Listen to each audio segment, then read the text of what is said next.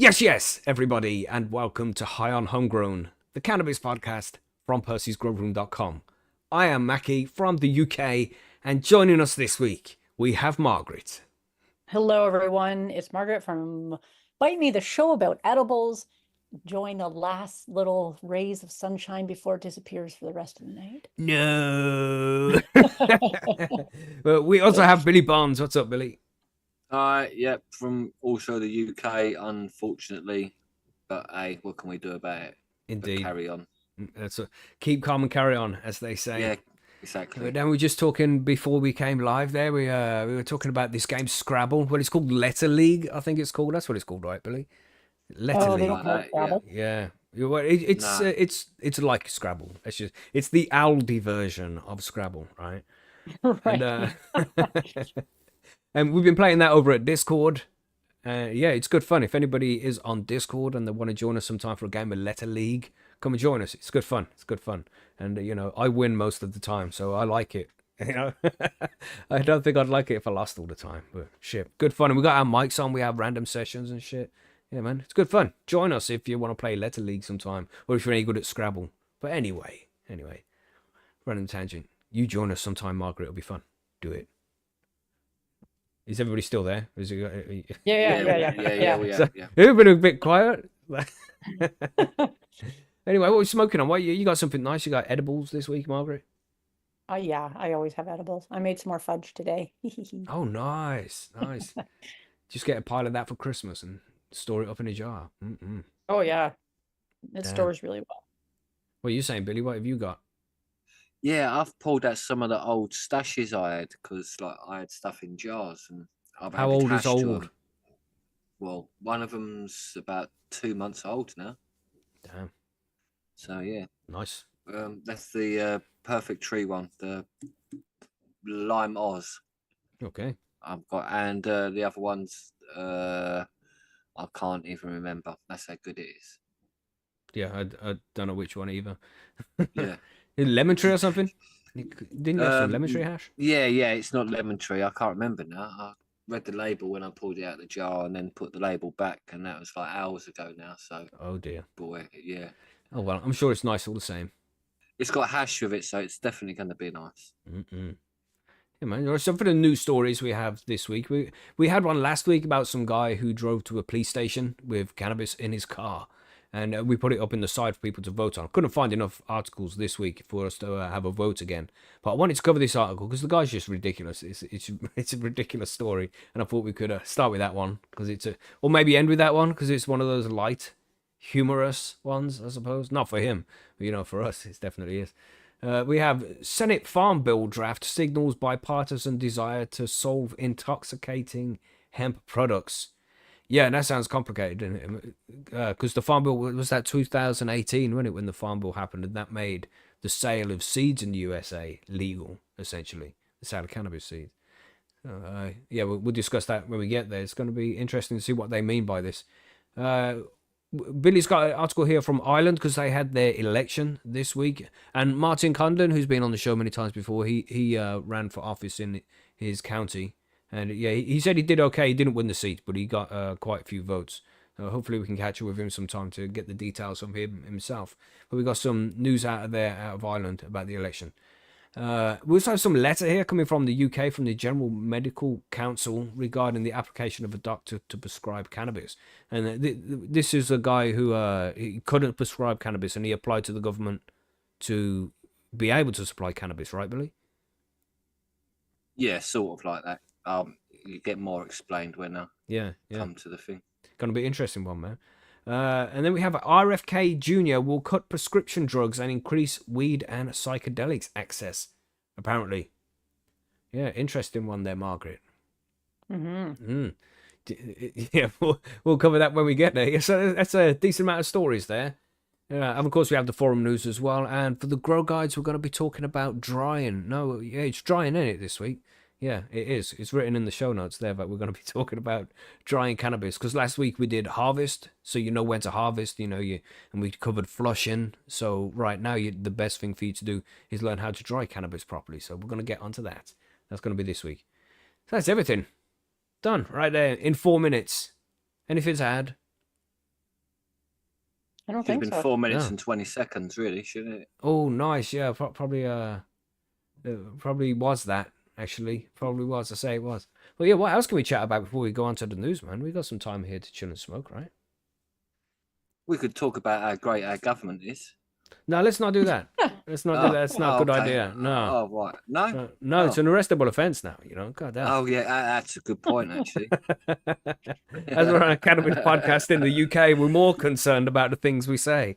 Gosh, isn't that crazy? Isn't that crazy? Yeah, that is a bit crazy. Mm-mm. But yeah, what I mean, Allegedly. what's been going on? Allegedly. Interesting. There's been loads of I don't know, loads of movies that I've got planned to watch. Anyway, been watching some movies, some zombie movies and shit. Actually, as it's the 1st of December, you could talk about Christmas movies you want to Oh see. no! Why'd you even remind me? Oh no! I did set up my Christmas tree yesterday. Oh gosh, yeah. Well, it's December now, Yeah. so we can't really complain That's now. what I mean. That's I know. why I said it, because it's the 1st of December now, so you can't complain no more. Yeah. Well, technically it was November 30th when I set it up, but hey. Boo! We can still boo Margaret. Boo! Yeah, boo, boo. Did it far too soon. But yeah, goddamn, that month is here and it's December, everybody. Yeah, happy nearly Christmas. Yay.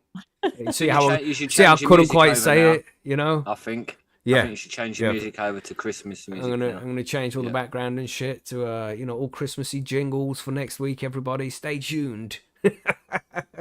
Yeah, I'll get put that in the poll next week. Should we do the Christmas screens, and then you can all vote on it and whether it's yes or no? Because people might not want that shit. So if we'll get a vote next week and see what happens. And I'm sure some have already got their stockings on yeah, maybe. rather than hanging them up. I know you have, Billy. You know, Shh. terrible.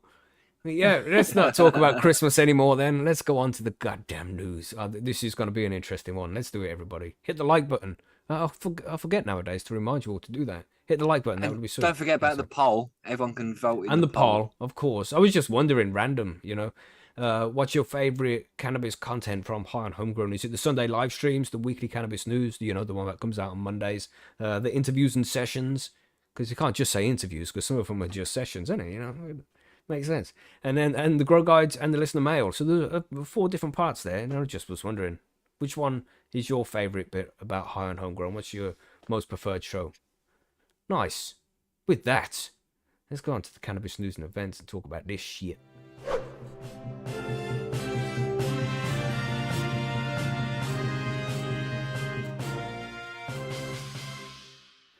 Which one we gonna do first, man? What's it gonna be? What's it gonna be? Should we rock paper scissors for it? I reckon so. Yeah. I win. Oh. Yeah. Right. You did Okay. rock, paper, scissors, did you? I Yeah, suppose yeah. my scissors the wrong way. They was pointing up. Right, I got rock. I got rock. Yeah. Oh right, Yeah. yeah. See, my scissors are pointing That's up. So if you do scissors and then point them up, if you get what I mean. Well, to be fair, this one I wanted to do last week, and I just find this absolutely fucking crazy, right? So there was this guy, yeah. Yep, You there sure we he's go. a guy? They all had a peek at the show notes there. Don't look at the show notes, everybody. Gosh. So this is the title. I'm not calling this guy stupid. You know, this is the title of the news article. It says, "Stupid man drove car full of drugs to police HQ." Right. So for some random reason, I don't know, this guy just drove with a load of weed in his car to the police station. Right, we've got a man who drove to the police forces headquarters. So not even just fucking a station. They're going to the headquarters here. This is like GTA shit, right? You know, head to police HQ. Yeah. You know, with a boot full of drugs. Was either arrogant or stupid. Dilshad Ahmed was sentenced to 15 months in jail after admitting driving to Cheshire Police HQ with cannabis in his car. And, you know, you would think maybe it was just a little bit of cannabis, you know, because you're not going to... You drive there with an eighth or something, you know? Security staff smelled it in the vehicle, and 8 28-gram 1-ounce bags were found in the boot, and another 28 grams 1-ounce bag under the driver's seat. Bro, this man drove to the police HQ with 9 ounces of weed in his car. Basically like a 9-bar, old 9. You know, it's 9 like bar, we have the 3 3 rules, you know, you don't tell, you don't Yeah. sell, cover the smell, you know, that thing. We need to add rule number 4, because I don't think people are aware that you should not be driving to the police HQ with cannabis in your car. You probably shouldn't drive Especially, anywhere with that much weed in your car. yeah, I for mean, sure. honestly, It's like it's in Canada, probably that's not technically legal. People probably do it, but it is going to smell. It's it's kind of hard to crazy, isn't avoid. it? Crazy. And Yeah, he's like driving around with like a half pound of weed. well, it's 9 bar, isn't it? Is it still called 9 bar? Because it No, was back in the days of solids. You know, when you buy the yeah, solids they back in there, sell it but in nine, boxes and things like that now, right, don't they? So right. that's I completely don't even different. know. Yeah. Yeah, but because he's got 9 ounces here, you know, it's maybe less like a 9, and there's one bag that he's gotten stuck in the driver's seat because he probably rolled a joint or something to try it out and kept that one Yeah, bag under the seat. that's the Right. one. That's the one he was just going to sell to the coppers. Damn. Yeah, Right. maybe that was the case, you know. Yeah. And the copper's like, I'm gonna give you 500 quid. He's like, no, I need 8, mate. I need 800 quid. You can't have it. It's like, you're gonna take 500, or I'm taking it anyway, son. Like Yeah. that. All your fucking nicks, You matey. know what I mean? No, no, fuck you. It's like, yeah, check his car. There we go. Anyway, this story continues here. Before we go on some mad story. Allegedly. Okay. PC Matt Uren said, and that's Uren. I don't know how to pronounce that properly, but I bet he was Not bullied at urine. school. It's You know, urine. he was bullied at school. He was. PC Matt Uren allegedly said to drive to a police headquarters with a boot full of illegal drugs and think that you'd be able to get away with it is either arrogant or stupid. Ahmed drove about 65 miles, which is 100 kilometers, from Smethwick to Winsford with a car full of cannabis. It wasn't full of cannabis. It's only 9 ounces. Calm down. You know, estimated to have the potential street value of between £1,400 and £2,250. The 39-year-old from Smethwick was sentenced at Chester Crown Court on Wednesday, having pleaded guilty to possession with intent to supply Class B drugs on the 27th of June. PC Urin continued, Ahmed was well aware that the drugs were in his car, but he thought it was worth the risk. I just keep laughing because I can't believe this guy. I mean, what, man? Yeah, he It- really is either arrogant or stupid. You One or know, so the other. what are you doing? You're At no just point, asking for trouble. yeah, or just nonchalantly, just do not give an actual fuck at all. Right. Damn. Yeah, so I was saying, Ahmed was well aware that the drugs were in the car, but he thought that it was worth the risk to drive all the way from Winsford from Smethwick in order to retrieve his friend's property from a previous arrest. So he's going in there to retrieve property as well, which means he's going to be in contact with people. And, you know, by the It's sound like of things, like greed. yeah, well, it's not just that. He obviously got the one bag out the boot to test the weed, right? So he's going to stink too. Yeah, that's It what I just, mean. He probably reeks. it's just fucking crazy. Yeah, Fortunately, he is stupid. it must be right. It must be. It's Must gotta be. be. Gotta be. Well, fortunately, the security, you know, fortunately, everybody, we're all safe now. Fortunately, the security staff at HQ sniffed him out and reported him to the officers, who were quickly able to reprimand him for his actions. God damn. I mean, come on. It's just crazy, isn't it? Well, why would you do that? Why would you do something so stupid? Funny story, I think. Does everybody think it's funny? It's a poll we should start, isn't it? Was this stupidity, bravery, you know? Is it bravery? It is, I don't know. Oh gosh. Yeah, I wouldn't say it was bravery. Just stupid. Just not giving a fuck. You know, it's like, well, we all know that cannabis is not harmless. You know what I mean? 'Cause that's the wrong word, but it shouldn't be criminalized and treated the way that it is. It shouldn't have the stigma that it does. But unfortunately, it has that stigma, and unfortunately for many of us, it's still illegal. You know, that's just the way it is, man. So unfortunately, we have to play the game sometimes. And though there is nothing wrong with carrying 9 ounces of weed in your car, there's nothing wrong with it. You're doing nothing wrong. These motherfuckers don't see it that way. You know what I mean? So, yeah, but you got to play the I don't game know. sometimes. Yeah, You got to play the game it's sometimes. tempting fate, honestly. Mm-hmm. Because, like, if anybody suspects anything, you're walking into a police station. They can't just be like, "Oh, no big deal." When I don't know, Yeah. like they're reporting him is not really a big surprise. What a Yeah. moron! Yeah. I'm not saying he's stupid, but like if he done an IQ test, him and David Lammy would have a contest there with Oh each God, other, wouldn't we they? had to get political, Billy. Gosh, here we go. Yeah, it's a crazy story there, everybody. Let us know what you think in the comments in the chat. Would you drive to the police station, the police HQ, and just sit there in the car with 9 ounce on you? Hell no. Who Wow. in their Even right would do that? even if it was in like an airtight container, so we do, because this, by the sound of it, this was in bags. So if it's in an airtight container and the smell can't get out so much, you'd be more likely to do it. I mean, but even that's fucking stupid. But just weed sitting in bags, thinking, man, maybe you got nose blind to it or something. God damn, I don't even know. Baffles me. Anyway. Billy, what are we saying? Should we? You want to do one of your news articles here? Not really, but I suppose I have to, don't I? At some Really? point, you've got a couple today. Yeah, exactly. Yeah, so at some point I've got to do something, can I? Really? What one do you want then? You can choose. Wow. Should we get the rage out of the way? Should we get it done? If you want, then yeah. You were sounding a little reluctant there. Should we do the Irish one? Yeah, go on, do the Irish one. We'll do the first. Irish one. We'll get the rage out. We'll get the rage done Yeah. later. Calm down, Billy. It's all right. So basically, this is about the Irish election-ish sort of thing that happened on Friday, as you all know. Well, maybe not know, but you do now. There was an election in Ireland on Friday, and the T-search or the T-shirt, as I call it, The Taoiseach. Yeah. the T-shirt can't commit to decriminalising cannabis. Basically, they're not really sure. So Fine Gael will not sign up to the programme for the government that includes a Fianna Fáil pledge to decriminalise cannabis, the T-shirt, as said. Like it's big printed across a big T-shirt, it is, as said. So Simon Harris has indicated that he wants a coalition with Fianna Fáil and Labour after Friday's vote, and he's asking the public to support these parties to ensure a strong government is formed quickly. So speaking in the Irish Examiner, Mr Harris said he does not believe that a stint in opposition is best for Fine Gael, and his predecessor Leo Varadkar was wrong to suggest this after the 2020 election.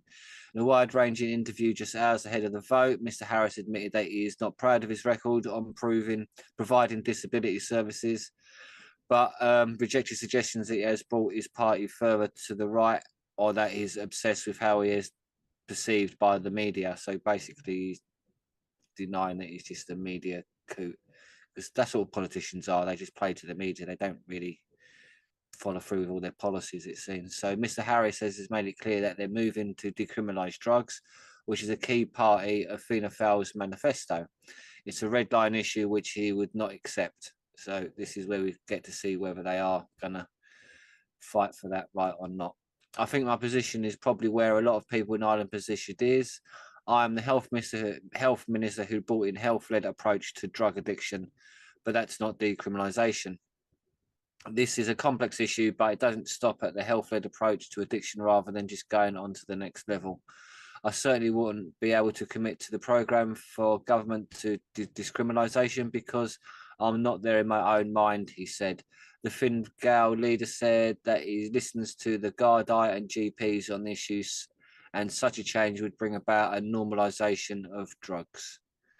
So, meanwhile, Mr Harris suggested that his party would give more than the simple lump sum between 1,000 and 1,500 that's been promised at birth as part of that Acorn Savings scheme for families, which Fine Gael is proposing.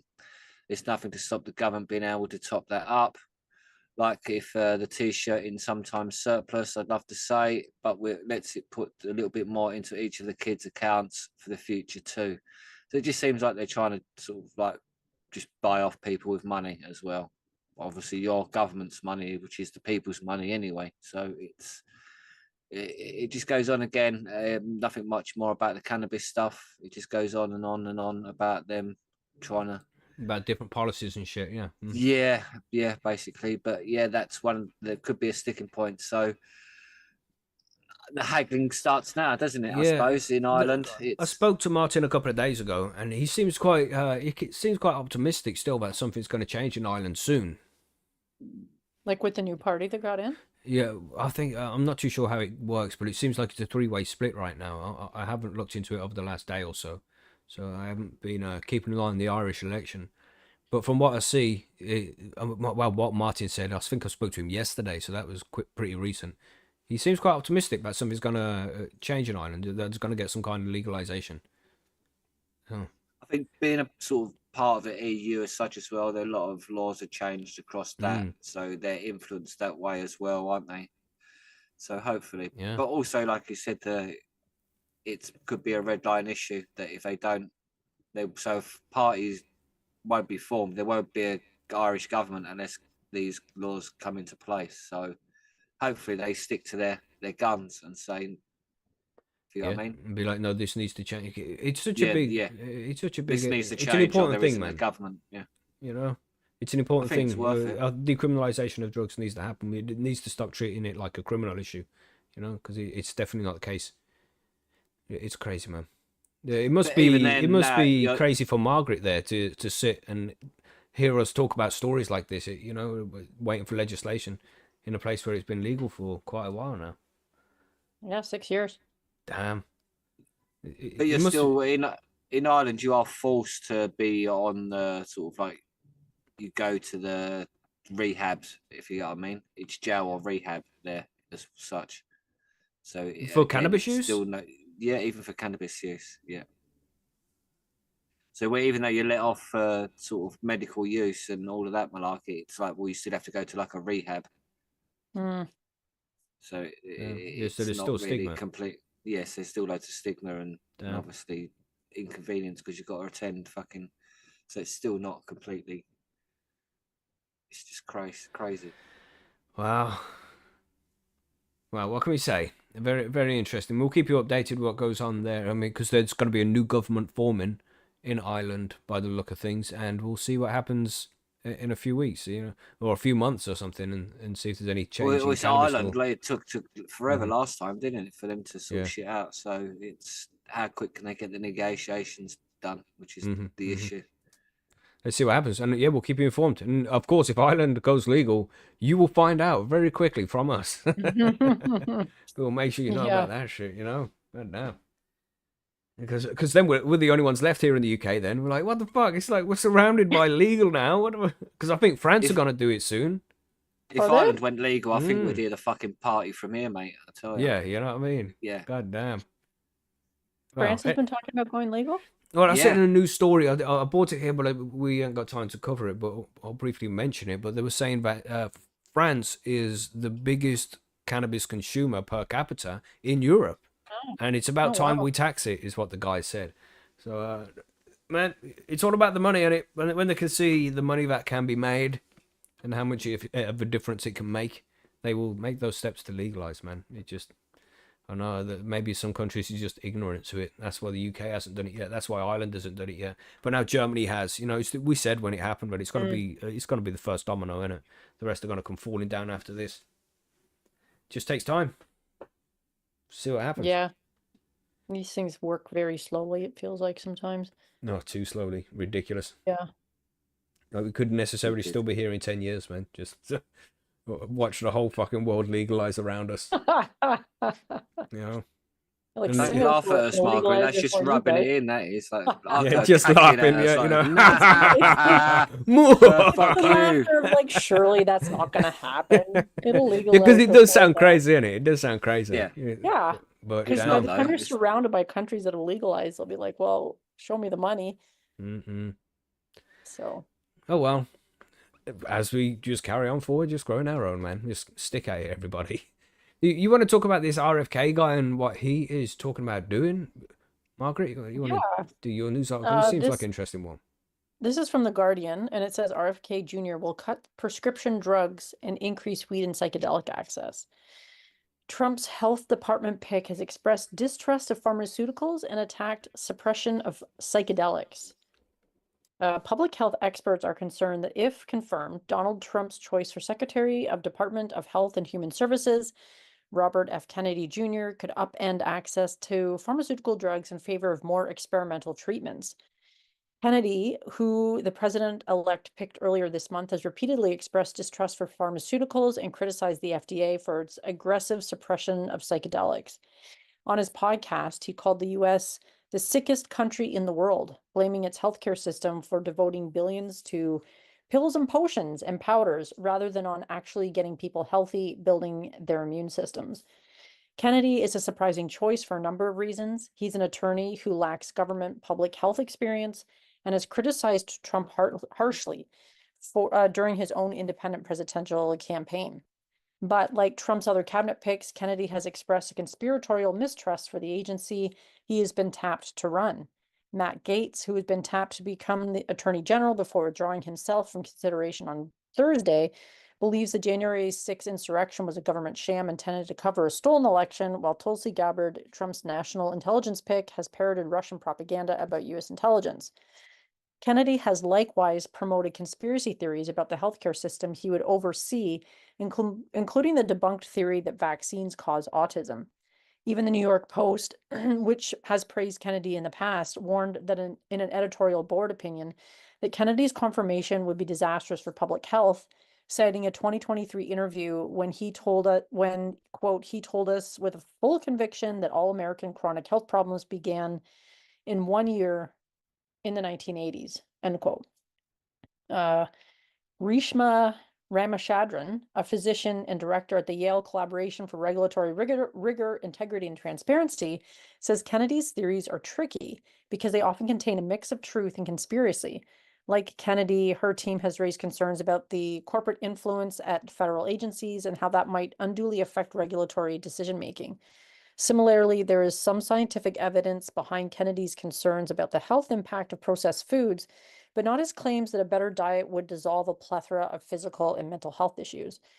Ramachandran says Kennedy's seeming disregard for scientific evidence is deeply concerning. Having a healthy skeptic at the HHS secretary is totally fine, she said, but that skepticism needs to come with at least some humility. During his campaign, Kennedy repeatedly villainized Adderall and SSRIs and claimed that if elected, he would legalize cannabis and use the tax revenue to create wellness farms where, quote, we're going to repair people, end quote, with addiction, including to psychiatric drugs such as Adderall.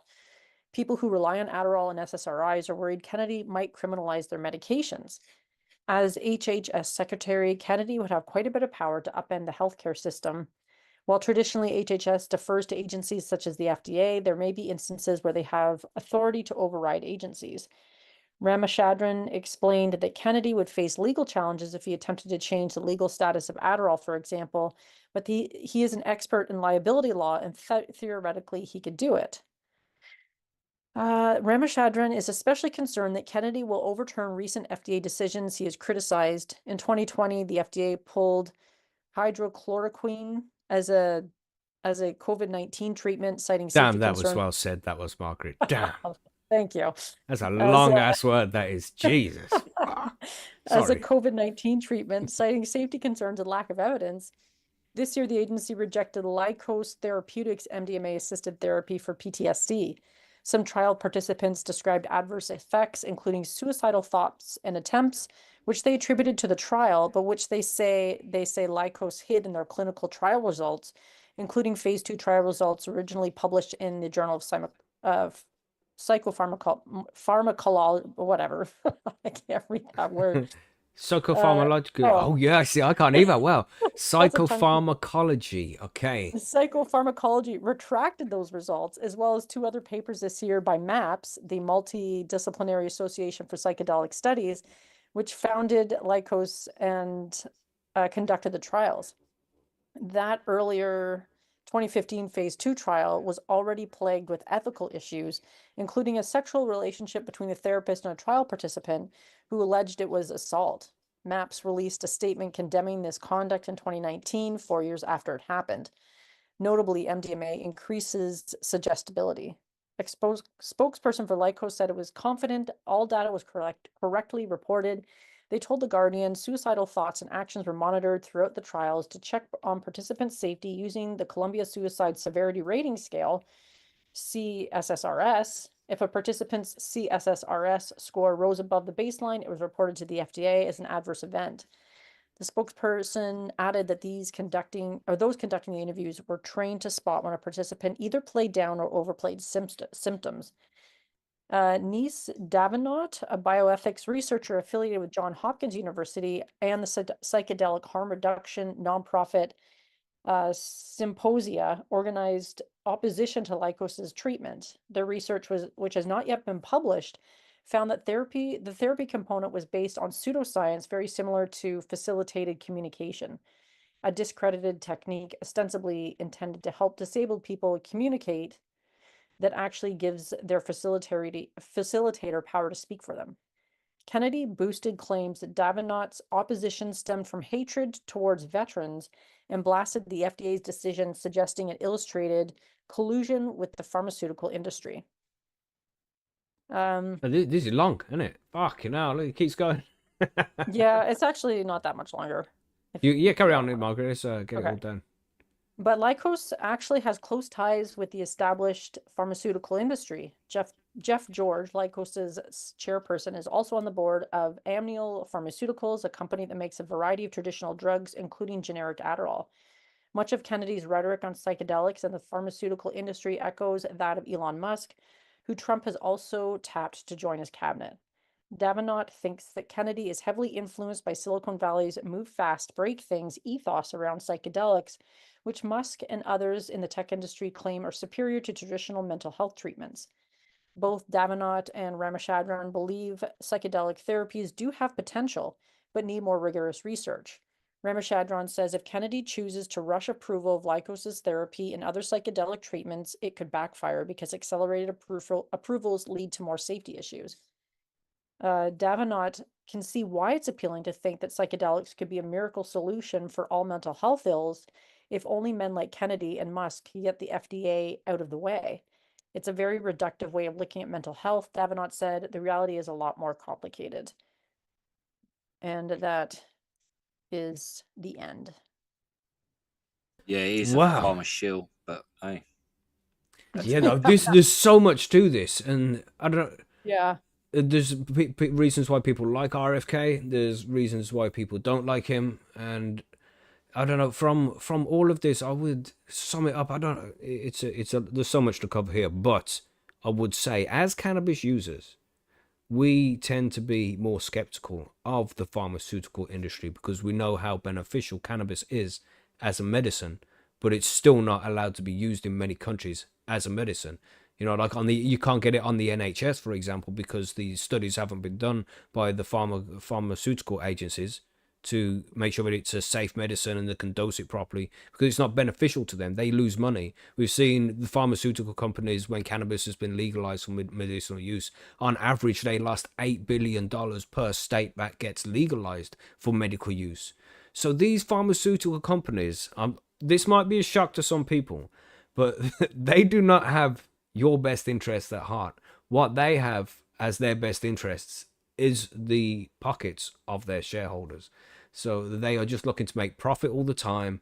And any drugs like cannabis or psychedelics, which have shown to be useful in treating depression and PTSD and things like that, we've seen loads of people with anecdotal evidence, essentially, that say that these drugs have helped. You know, and as a result, they don't need to use these pharmaceutical medications anymore. So, you know, you can see why they slander him the way that they do, because for him to promote cannabis and psychedelics, mushrooms and psilocybin as a medicine is a big knock to their bottom line. So they want people to think that he's crazy, so they don't pass things like this. Does that explain? I mean, I know that was a bit long there, but I think that explains how I feel about the whole thing. I essentially don't trust the big pharma companies. So fuck what they have to say. Which is interesting because he's talking about like psychedelic assisted therapy. But I have read some stuff in the past before about a lot of these clinics that pop up that do psychedelic assisted therapy do tend to be there to make money. A lot of the times they're talking about something specific when it comes to like doing research, but it can be problematic when you have all these companies because they're basically, you know, pharmaceutical people who are trying to like put in these clinics to do psychedelic assisted therapy that oftentimes are there to make money. Like that's the point of the whole thing. So I don't know if like pushing that kind of model is really necessarily going to help people in the end. And I don't know what he's talking about with these wellness farms. To me, that sounds like, I don't know what he's talking. I haven't looked into that too much either. They're basically modern day rehab centers where people can go there and use psychedelics, MDMA, whatever you feel. Ayahuasca, that kind of shit. Ayahuasca, all of that sort of shit. What you feel you could treat you. Like instead of using pharmaceuticals, start using plants and earth. and stuff like that, alternative views, Yeah, which is yeah. modern day stuff. Yeah, I like the which is what sound we of should that. be You know what I doing. mean? Because I think Yeah, before we try any of these crazy medicines, that you know, and some of them have been proven to work. I think maybe I don't know. I don't know much about this shit, but I know that the psychedelics do work for some people. You know what I mean? they So work for that, lots and of they're Absolutely. people. natural, Yeah. they're Yeah. non-toxic, you know. And if you have too many mushrooms one time, you might have a real bad experience, and it'll take you a few, you know, it might take you a while to get over the trauma that could cause. But I don't know, because some people think that's a good thing for them as well. You know, there's no bad trip; it's all trying to teach you something. But I don't know, I have a biased opinion on this because I've done mushrooms, and you know, I enjoy psilocybin, I enjoy cannabis, you know, and I think it's a good medicine. It helps with all sorts of different things if it's used correctly. And I would say Mhm. use that shit before you try any of the other shit. But don't listen to what I have to say about that. You know, go and see actual health professional. I'm just some random guy. But for me, what suits me best is, you know, maybe just try the natural shit first because we've evolved alongside that for millions of years. So it kind of makes sense to me. Yeah. Yeah, Is I think too, like if I mean if he talks about legalizing cannabis, I don't know if he can do that. I mean, he says he would hmm like to, but how much influence he has to actually do it is hmm I don't really know, but that should be maybe the first thing, and then maybe tread a little more carefully with the psychedelics because they Yes. do have a point that it's not necessarily like a cure-all for everybody's mental health hmm ailments. hmm But you know, neither are the SSRIs. You know, that's the Yeah, thing. It's all yeah, fucked. So yeah. But it's I mean, gonna. a lot of people do benefit from SSRIs and Adderall, so Mhm. I don't know That's it, if innit? he Yeah. criminalizes their medication, that could be an issue, but Yeah, I don't think he has the power to do that either. no, I don't Mm. know. No, But I he don't know probably either. like legalize cannabis and then maybe educate doctors would be Yeah. like a really hmm good place to start because then you can have these conversations with a medical professional and not in some special clinic where they're trying to sell you like a specific treatment, Yeah. if you It's a will. very interesting article, man. You haven't said much on this one, Billy. Do you need to rant or something? Are you all right there? No, no, it's fine. It's just that it seems that the guy, that who's saying all the negative stuff about the psychedelics, like he said about like don't rush into all these new trial bloody things, and it's like, well, there's a few recent stuff that was rushed in trial wise, wasn't it? And they didn't mind the whole planet Allegedly. taking it, Allegedly. so it's like, Gosh. you know what I mean. So and they're worried about other things, so it's just like, no, it's a bit, you're more worried that it's going to take away your pharmaceutical bonus, I reckon, than anything else. Mm. Very interesting article. Let us know what you all think, everybody, in the comments below. And of course, be respectful and polite to each other, but have your open discourse down there. Be polite and respectful. It's important. But interesting article. I want to know what you guys all think about this. Do you think RFK is a nutcase, or do you think that he knows what he's talking about? He's somewhere in the middle. What do you think about this guy? Because there's a wide opinion of him. Some people really like him. Some people think that he's a nutcase. You know. So let us know what you all think, politely and respectfully, everybody. Of course, I'll say that again. Let's do another one.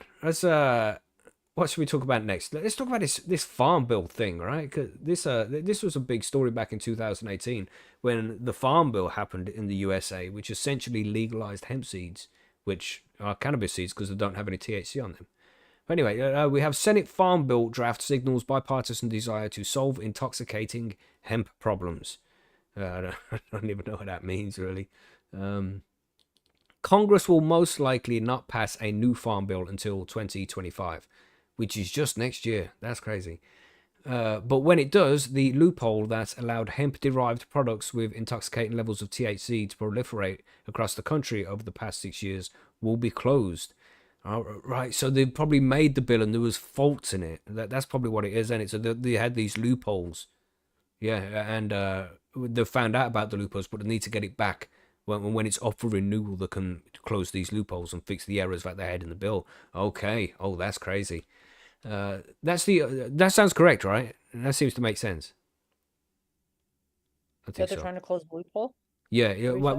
they made the bill and it had loopholes in it, and they Yeah, didn't realize until it was released, and they can't fix it until it's back for renewal in 2025. So they'll close the loopholes when it's back for renewal. Yeah, yeah. crazy. Okay. That's the understanding on Capitol Hill after U.S. Senator Debbie Stabenow of Michigan released a proposal on Monday that redefines hemp to address cannabinoids such as Delta 8 THC, as well as the so-called THCA loophole. Republicans pounced on Stabenow, the ranking but retiring Democrat on the Senate Agriculture, Nutrition and Forestry Committee, for releasing a draft farm bill 400 days after the 2018 version expired.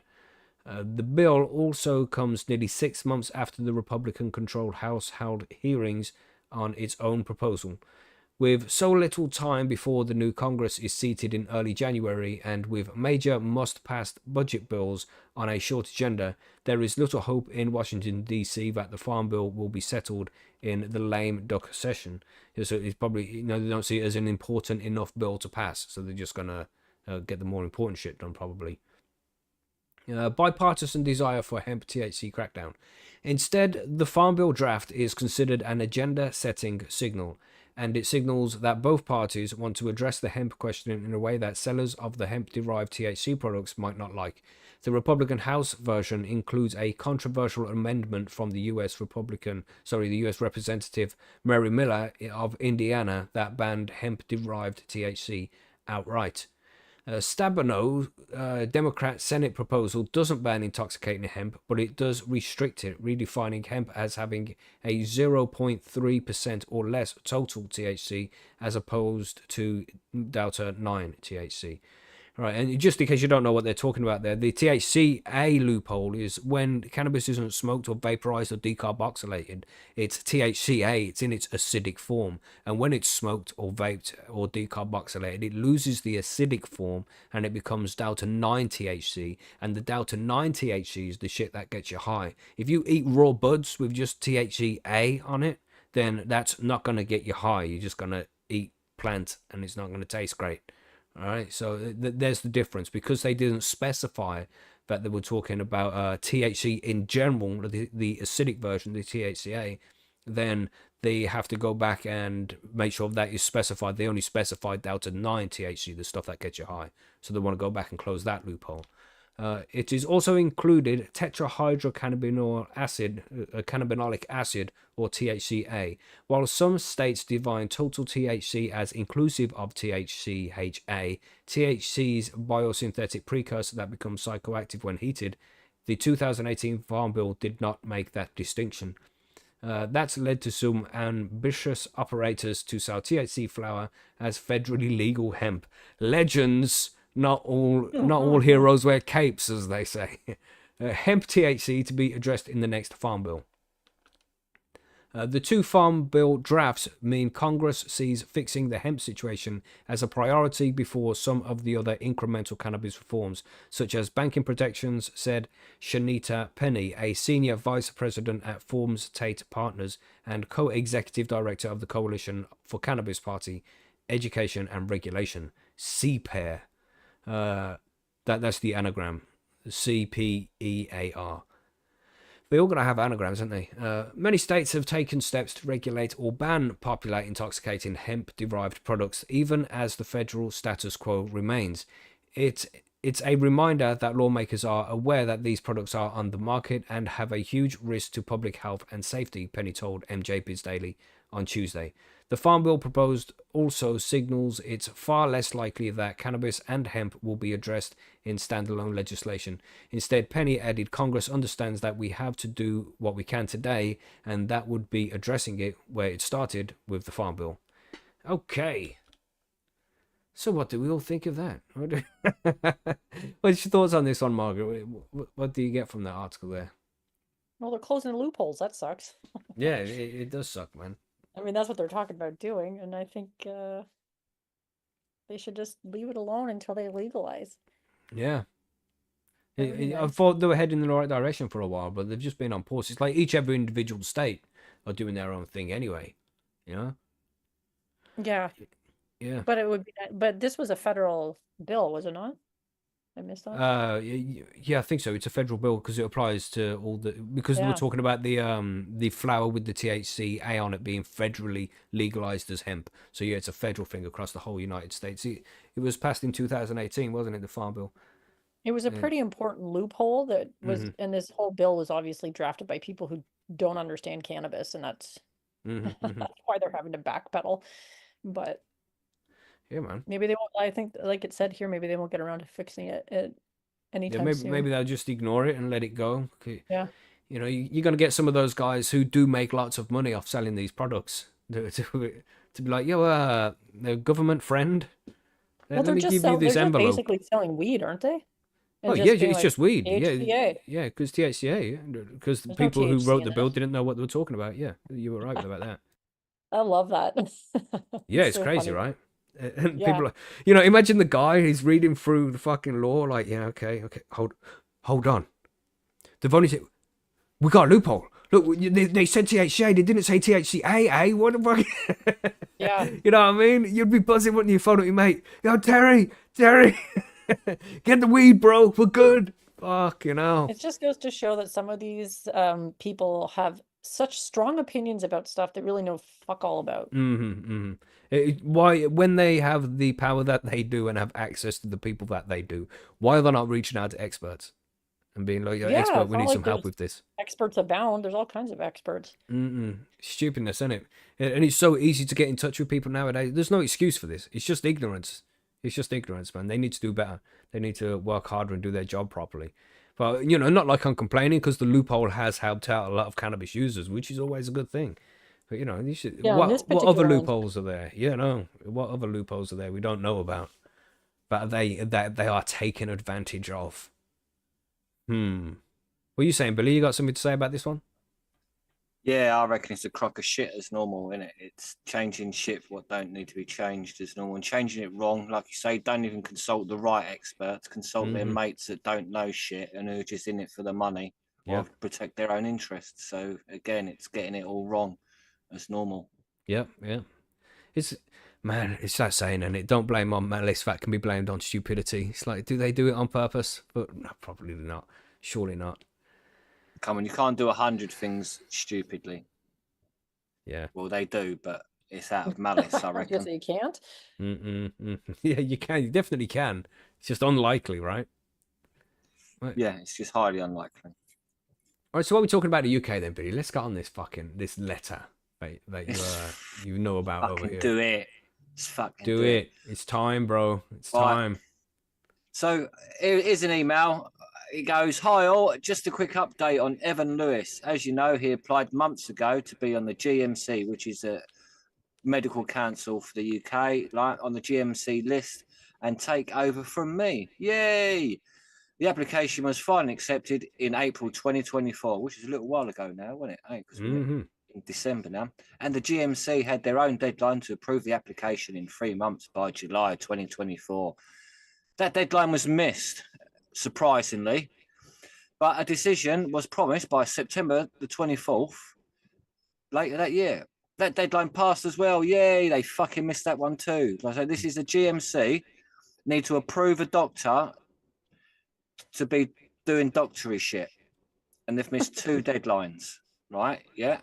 Because there's not many people who can prescribe cannabis in the UK to the children. That's specifically what it is, right? Basically, that's specifically what it is. Yeah. So the GMC is a list of like a general, like a GP that can prescribe cannabis? It's the General Medical Council. You need to have a license for them to be able to prescribe and be a doctor in the UK as such. Yeah. So, and depending on what license you get at what level. So he's waiting for his license to be approved. Yeah. So he's a new doctor as such, waiting for another new license. Mm-hmm. So you have to renew it all the time, if you know what I mean. And that's what he's doing. This guy needs to, as it goes on, needs to renew his. So he says here, that deadline's passed well. And then now they have no further time on timing of when it's going to be done. Right? What? So this, yep. So we've now have asked the chair of the parliamentary group on medical cannabis to write to the chair of the GMC to see what the fuck is going on. He didn't say the fuck is going on. I added the fuck is going on because what the fuck is going on? Yes. I'm no conspiracy theorist, but I suspect some political pressure not to approve him or total incompetence by the GMC. This is not me speaking. This is in the fucking email. This is from a doctor saying this shit. The letter should have gone today, so hopefully we'll get an update sometime before Xmas. Yay. Yeah. Once again, once approved, I will need to find him a clinic as his home and resilience looks like it's unlikely we will see it. So if it's not approved, I'm at a loss to know where.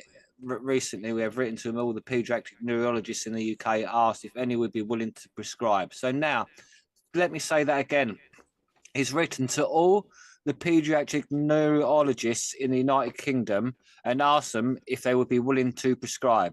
So what that says is that no paediatric neurologists in the UK are currently willing to prescribe cannabis to the children. Why? Damn. So that's none of the doctors. This is the doctors not doing it, not the government or any council. Do you know how many have? Even applying? I don't know, but we probably have a Handful, lot, right? don't we? Yeah. Well, we have a lot. No, we know how many pediatric neurologists we have, but how many already can prescribe cannabis to kids? One. Just one guy. Just one guy. In all of the UK. Yeah, and he's leaving. This is what I'm saying. This is We heard that. Yeah, but he was going to leave, and he extended his job because until he was trying to find a replacement as well, didn't he? Because they can't get a replacement. Yes, and that. But the GMC aren't. Someone wants to replace him, but they've not done his fucking application. Why? They missed their own deadlines.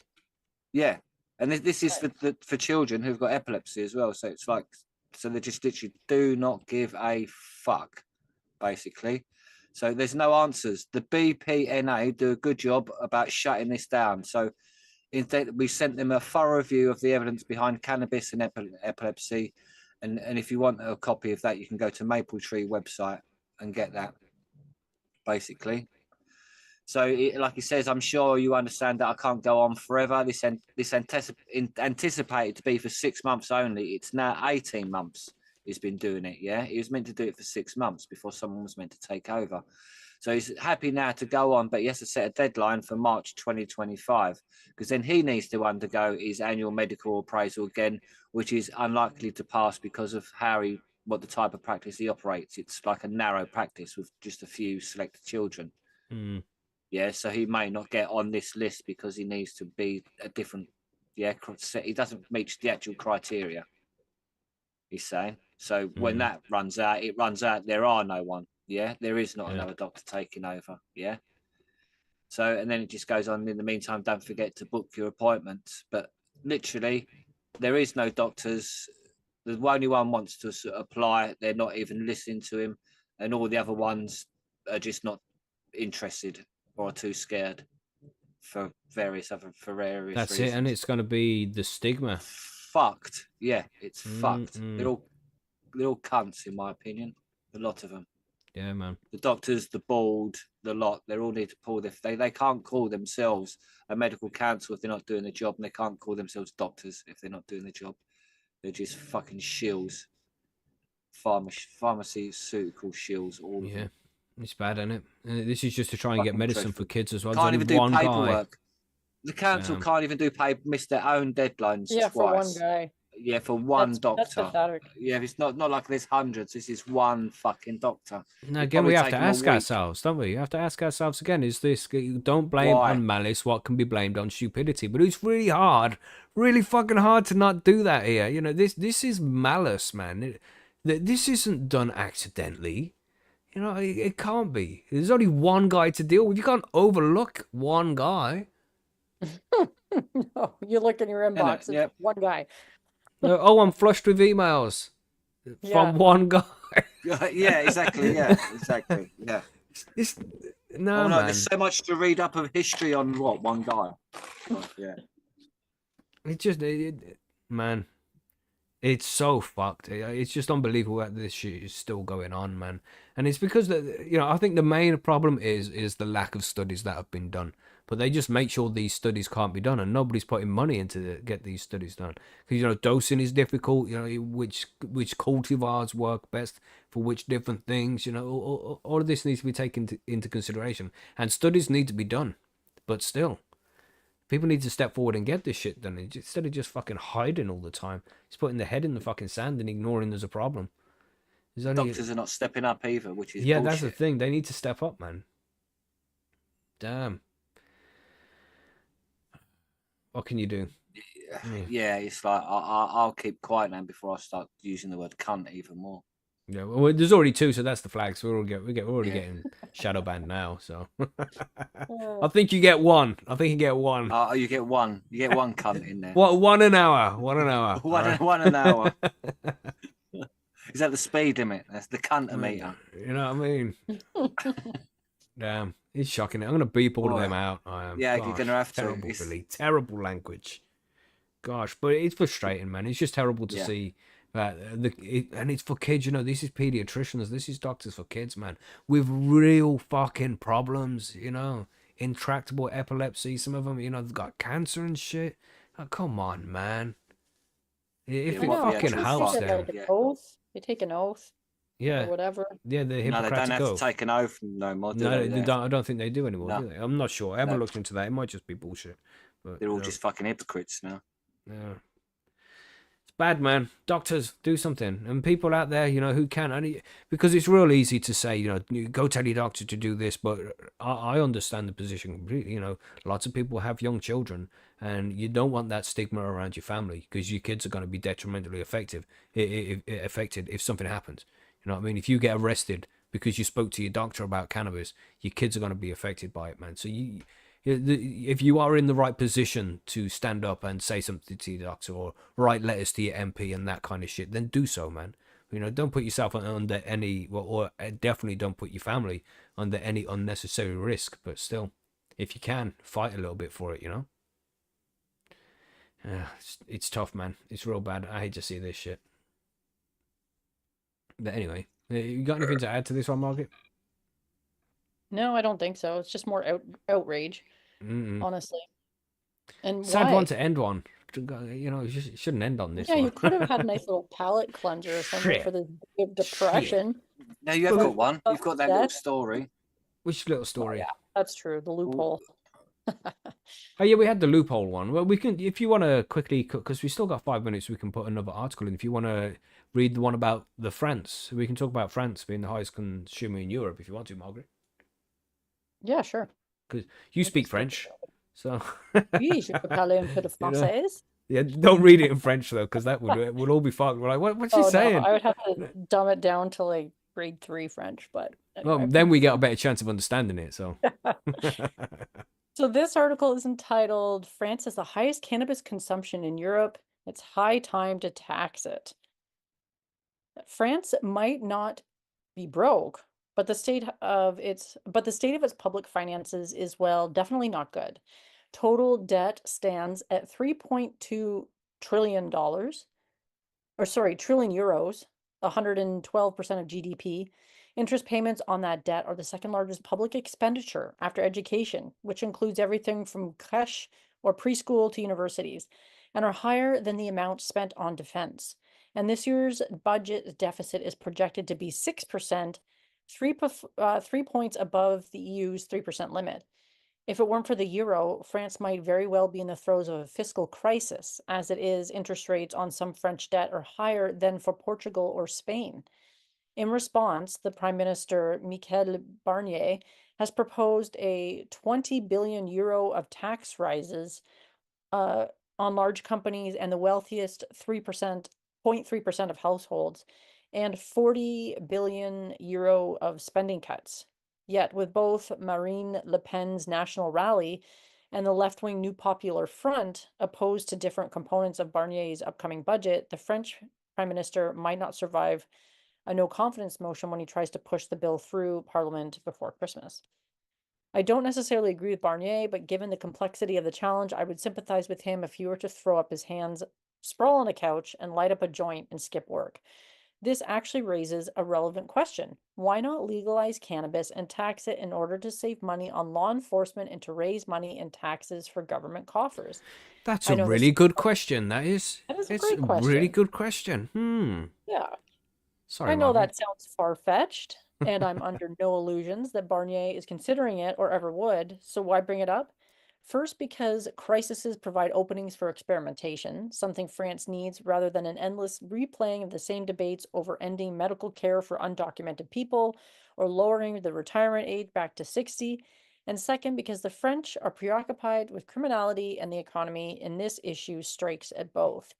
Here's a French paradox for you. Though less fun than the one involving lots of cream and low incidence of heart disease, according to the EU Drugs Agency, France has the highest cannabis consumption in Europe, and also some of the continent's strictest drug laws. The French Interior Ministry reports that roughly 200,000 a year pass through the criminal justice system on some sort of drug-related charge. And even if not all those are cannabis related, and even if most defendants don't actually end up in prison, the anti-cannabis enforcement still costs a pretty penny.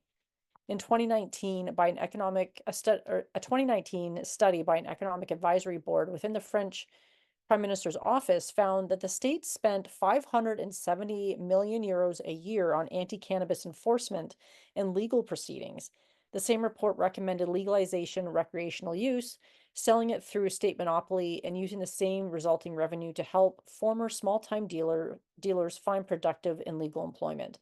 The report's author, Emmanuel Auriol, a professor of the Toulouse School of Economics, concluded that legalization could create between 40,000 and 80,000 legal jobs and result in 2.8 billion euros in fiscal receipts of for the French government. And add to that the savings in money currently spent on anti-cannabis policing. While enforcement costs wouldn't completely go away, there wouldn't be the problems with dealing with on corners, stray bullets, and score settling between traffickers that monopolize the police's time and cost them lots of money. Proposals for decriminalizing or legalizing illicit drugs always run the risk of being tagged as soft on crime.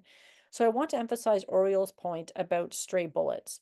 Last month, France was shocked by a high-profile incidence of gang-related violence, including a contract killing involving a 14-year-old boy and a Marseille drug gang. And 85% of people feel that delinquency has risen over the past few months. Legalizing cannabis isn't about going soft on crime, it's about removing a highly lucrative market from criminal hands, undercutting gangs' revenue, and taking dealers off of street corners. And when it comes to pure financial costs, that what was true in 2019 is even more salient today. France's Justice Ministry is facing 500 million euros in budget cuts in 2025. Wait a minute. 500 million euros, if there were only a single item somewhere that could save more or less 500 million euros. Even under different economic circumstances, spending 950 euros per cannabis user to fight consumption, only to end up with the highest use rates in Europe, is wildly inefficient, illogical, and financially irresponsible. But in this context, isn't it also kind of dumb? Mm-hmm. Emmanuel Macron sparked bitter political divisions when he changed France's wealth tax in 2018 to target only property and not investment assets. If it had remained unchanged, the tax would have brought in 4.5 billion more in 2022. Given that cannabis legalization would return an estimated 3.4 billion to the French government through enforcement savings and tax receipts, shouldn't there be just as a loud call to legalize cannabis as there has been to restore the wealth tax?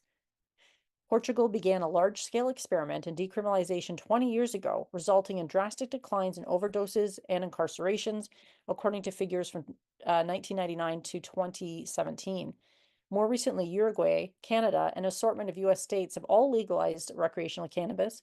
Most studies have also found moderately positive criminal justice and economic impacts.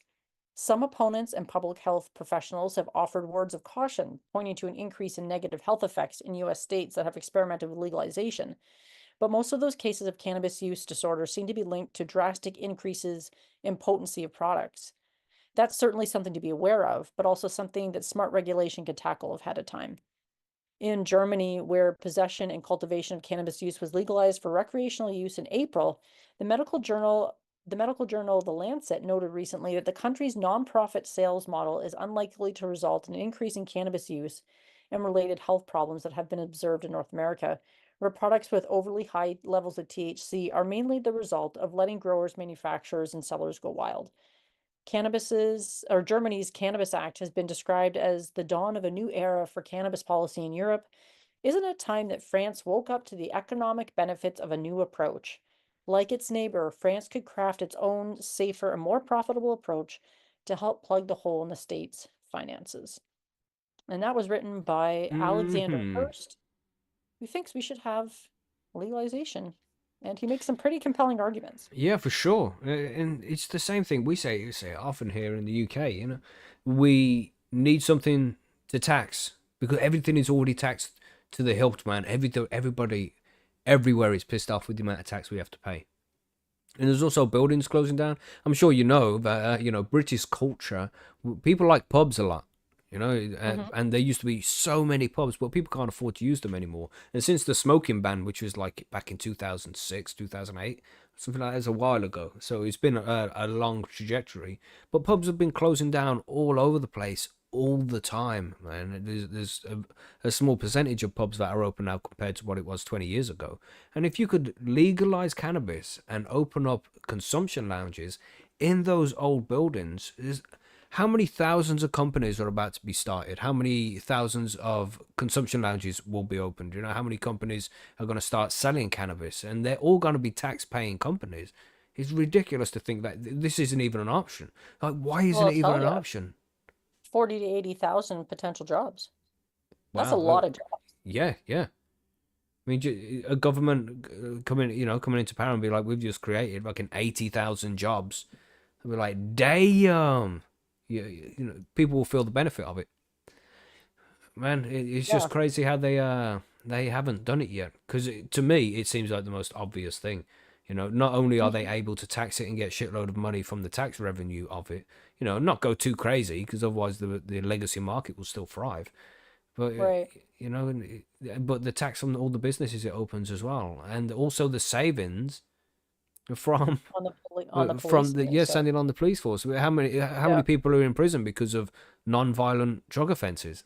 Police Release system, those the people. whole justice system, because obviously that's the Hmm. court's time and stuff. And on like 3.2 trillion euros in debt is a lot of money. I Yeah, don't know. yeah. How do you tackle that? Otherwise, Grow like you some said, weed. yeah, they talk about the same old shit all the time as if it's gonna, I don't know, same shit, different day. But Mm-mm. Crazy, but I didn't think France was the biggest consumer. And even though it's still illegal out there and shit, that's crazy. Well done to the French guys. Fair play. well, it just further goes to show that obviously prohibition does absolutely nothing Hmm. to Hmm. prevent people from consuming cannabis. It's a farce, is how they Yeah, think it even does. Like, damn, man. I know. I know. I mean, they tried that with, I don't know if they did it in France, but obviously alcohol prohibition. And from what I remember reading about at that time, there was more speakeasies that opened during that Hmm. prohibition period in the US than No. How many than gangsters were made from probably it? Al will. Capone was, he's made rich by it. Yeah. Yeah, Crazy. prohibition doesn't work. Nope. But what do we know? We are just regular people. The government Yeah. obviously knows better, Margaret. They obviously know what they're doing. We are just ignorant. We don't know. So we just trust them to look after us. Thank you, government, for keeping us all safe. Thank You know you. what would happen to me if I was $3.2 trillion in debt? It would not be good. I don't know. I'd It be would pretty not be wasted because that money would have been well spent, let me tell you. good. Yeah, probably. You know what I Yeah. mean? And this is the thing, is what do you have to show for it? These fuckers, where's the money gone? Where's the money gone? Well, it's probably all like debt servicing, like it said. They're paying like Hmm. interest payments are their on the debt are the second largest public expenditure. So Madness. if they didn't have that huge debt, they could spend money on things that actually help the public, Hmm. but they're just servicing a gigantic debt. Anything to add here, Billy? Yeah, show me the money. Show me the money. The guy Where's just the did. envelope? Where's the Where's the envelope? Exactly. I envelope? want the envelope, mate. I want the envelope. Just give me the envelope. Yeah. It's like that scene from Shawshank Redemption, where they're chopping down the trees and he brings him the pie. Oh, the wife baked this pie. Have a little look. And he opens up his little wallet and a little envelope in there with some little green pieces of paper known as money. Yeah. Some president Yeah. faces on it. Mm-hmm. You bribe these motherfuckers. Who owns the debt? The bankers own the debt, man, because that's who controls everything in the first place. Damn. Anyway, a good news article. It's going to be interesting to see what happens here. It's going to be interesting to see how Europe evolves over the next 5 years with their cannabis legislation. But 5 years is still so fucking long, isn't it? God Yeah. damn, man. Hurry up. Forever. We could all be Damn. kneecapped by then. So Yeah, hurry up. yeah. Just hope for the best, everybody. A little bit of forum news here. Ali Bongo, who has been supporters of Percy'sGrowroom.com for a long time. Good place, a nice head shop there in the UK. Check out their website. They have everything about growing cannabis. They are celebrating 20 years in business, so they mentioned that to me this week. They're going to be having a party or something. You know, I think Yay. it'll be at their actual shop. But that's a big achievement here in the UK to last 20 years. You know, so fair play to Ali Bongo for being awesome and doing their thing for all this time. Fair play, man. And member of the month, because it's the first of the month. Yeah, member of the month. Growcat has been out there. He's been taking some epic pictures of these cannabis plants he's been growing with some professional camera, with loads of fast shots or something. I don't know. He got complex with it. some epic zoomed in pictures. So if you're into photography or just looking at nice pictures of cannabis, then head over to a specific thread he's got over there. But this cat takes pictures or something. I don't know. What's the name of the thread, buddy? Do you know? I'm I not know. sure. Grow I Cat's think pictures. Yeah, Yeah, you'll find something it. like, oh, this yeah, cat yeah. takes pictures or something. Yeah, this cat takes pictures, maybe. Yes, that's all right. Yeah, so go and check out the thread because there's some epic pictures. You're getting all these close-up shots of trichomes and shit. Damn, real cool Yeah, pictures, those man. photos are good. Fair play, Growcat. Yeah, so member of the month, man. Thanks for taking the pictures and sharing them with us and shit. Yeah, very cool. I will add the bling after the show. But that's it for news. Anything to add from your side, Margaret? No, I don't think so. Just go listen to Bite Me the Show about edibles, so you know That's what to right. do with all your trimmings. Ah, good plan. Good plan indeed. What are you saying, Billy? Plug, Anything to plug. add? Yeah, get on Discord more, people. Join Yep. us. Billy needs training partners to try and beat me at Letter League. I've You're not beat you laughing, twice, Billy. Was mate. that not funny? Yeah, twice, bro. I Twice. beat you twice, Twice. mate. Beat you twice. Look, a blind squirrel is white thrice a day, as they say. Yeah. Yeah, I know you was proper screwing, man, when I beat you that Oh, first yeah, time yeah. with I the don't nerve. lose often. I'm not used to it. What can I say? Exactly. Shit. But yeah, funny. Good game. Come and have some banter with us and play Letter League if you're on the Discord sometimes. You'll see the Smokers Lounge. Everybody can join us. Yeah, you put your microphone on so you can talk to us and shit. And we just have some good times playing that random shit. It's a good game. Good game. Right, so I think that's everything. Let's take a smoke break. Let's do it. Smoking. Yeah, that was a good news section, man. We covered some good articles there, I feel. Yeah, some interesting stuff going on Yeah, some good in the conversations. world of the world. Yeah, in the world of the world, you know. Yeah. I was discussing simulation theory with the wife Yep. today. I won't go into that though. It's like how can everybody be so incompetent? You know, like in government and shit. It's like surely it has to be a simulation. Look at this shit. Surely. Oh, it was fun. I've got a question which I forgot to ask us during the Oh, Patreon no. session. Oh, No, no. it's not too bad. None of that no stuff. It No. was sort of about it was what the view said about Rogan about him being a dragon believer and all that malarkey Okay. come up, didn't it?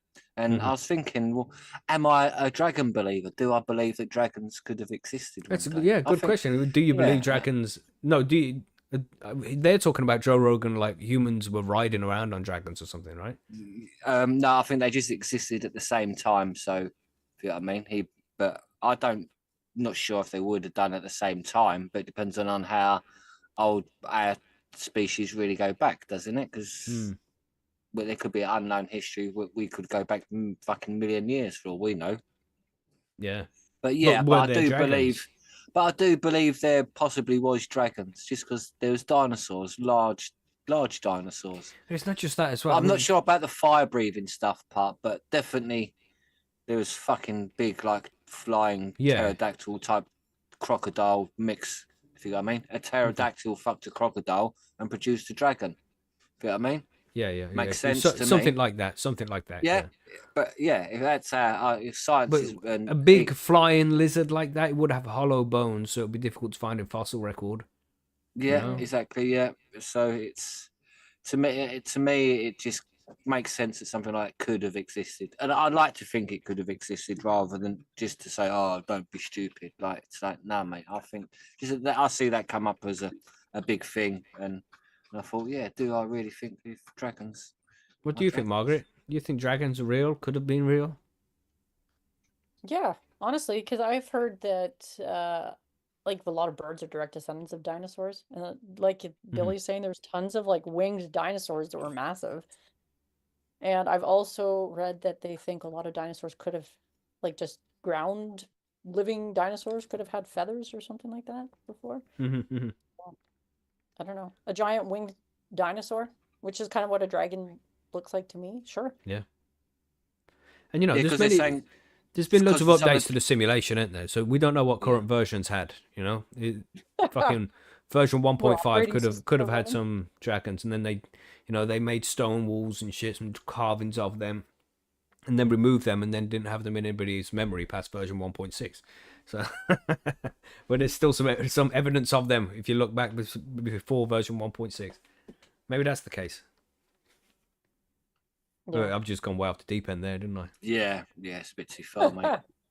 This is just a break. We're meant to keep it a bit normal here. Yeah. Let's not lose it. Yeah. Let's rein that in a bit, like Yeah. But I know what you mean. It's that you're unsure whether sort of the history is real history again, because we don't know. But ice dragons, ice dragons. Do they exist? Antarctic dragons, definitely. If they're sort of cold-blooded dragon, then they'd be able to survive, wouldn't it? So polar bears and penguins living up there, so why not a dragon? And lizards tend to be cold-blooded, right? Cold-blooded, yeah, typically. I think some of them do. But either way, it's something. It's like the Loch Ness monster theory as well, isn't it? Have you seen them? You seen the dragon shows the Chinese have been doing, like with 100,000 drones? Yeah, the drone. They get these dragons shows, dancing. It's so fucking cool, Pretty man. cool. You seen that shit? Yeah. Does anybody you need to mean get a drink or anything? aerial shows? Yeah, like fireworks, but with drones, man. You're Yeah, just flying I have drones seen around. that. It's Those so are fucking incredible. cool. Yeah.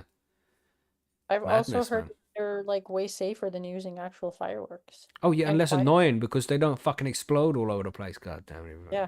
Well, when they're flying Fireworks. over your city, they will do. Oh yeah, mate. You know what I mean? Not for real, man. That's some scary shit. Yeah. The Chinese won't be sending over soldiers; they'll be sending over 10 billion drones. I've been seeing that over the internet recently. How they're talking about should they even continue building F-35s because manned planes drones are so much cheaper and so much more efficient. Yeah, how many drones could you build for 100 million or 500 million? China's already on it, man. Costs. They're building 100 million, 200 million drones. Yeah. Because I told you that theory before, didn't I? Where they can just load these small drones up with a little packet of C4. That's what I was saying. All that dragon you see on the picture flying around, that there's going to be 100,000 of them flying across the sea and landing on your city, mate. What you reckon they wouldn't do it stealthy? They'll just be taking the piss, full on, like, mate. Yeah, fuck you, look at the dragon. Full on light show, dragon, Chinese flag and everything, saying this is who it was. Later, bye, thank you. That's what I'd do. Anyway, but that's just my theory. Yeah. Let us know what your theory is, everybody. Would dragons out there? You think the Chinese or another adversary, let's say, is building a drone farm so we can just annihilate the people of a population very quickly rather than destroying all the infrastructure too, like they would have to with classic detonation one drone devices. for every person in the UK, 60 million drones, roughly. It's nothing, is it? It's nothing. That's nothing, mate. They could do it, man. Yeah. But then what are the repercussions of that? What one ship with all full of containers would carry them over? Yeah, right, let's stop freaking everybody out now. Sorry, mate. Yeah, sorry. Yep. Are we ready to go on to Grow Guides, or do anybody need to get a drink or anything? So everyone grow some weed. Actually, yeah, I'll tell you why. Right, cool. Margaret was too engaged in the conversation. She was like, I want to go get a drink, but I really need to find out what happens with the dragons. Oh, shit. Yeah, good. This drone thing scares me, man. This drone warfare is different. It's next level. See how fast them things move? Yeah, man. It's crazy, man. Training up all the Xbox gamers to become future pilots sitting behind a screen. Well, that's the thing. You fly your drone, boom, shot, die. Well, we've still got the same dude, the same controller, sending up another drone. Nothing's happened to him. Nothing's changed. Yep, just switches to the next screen, isn't it? Yeah, just next screen. Next game.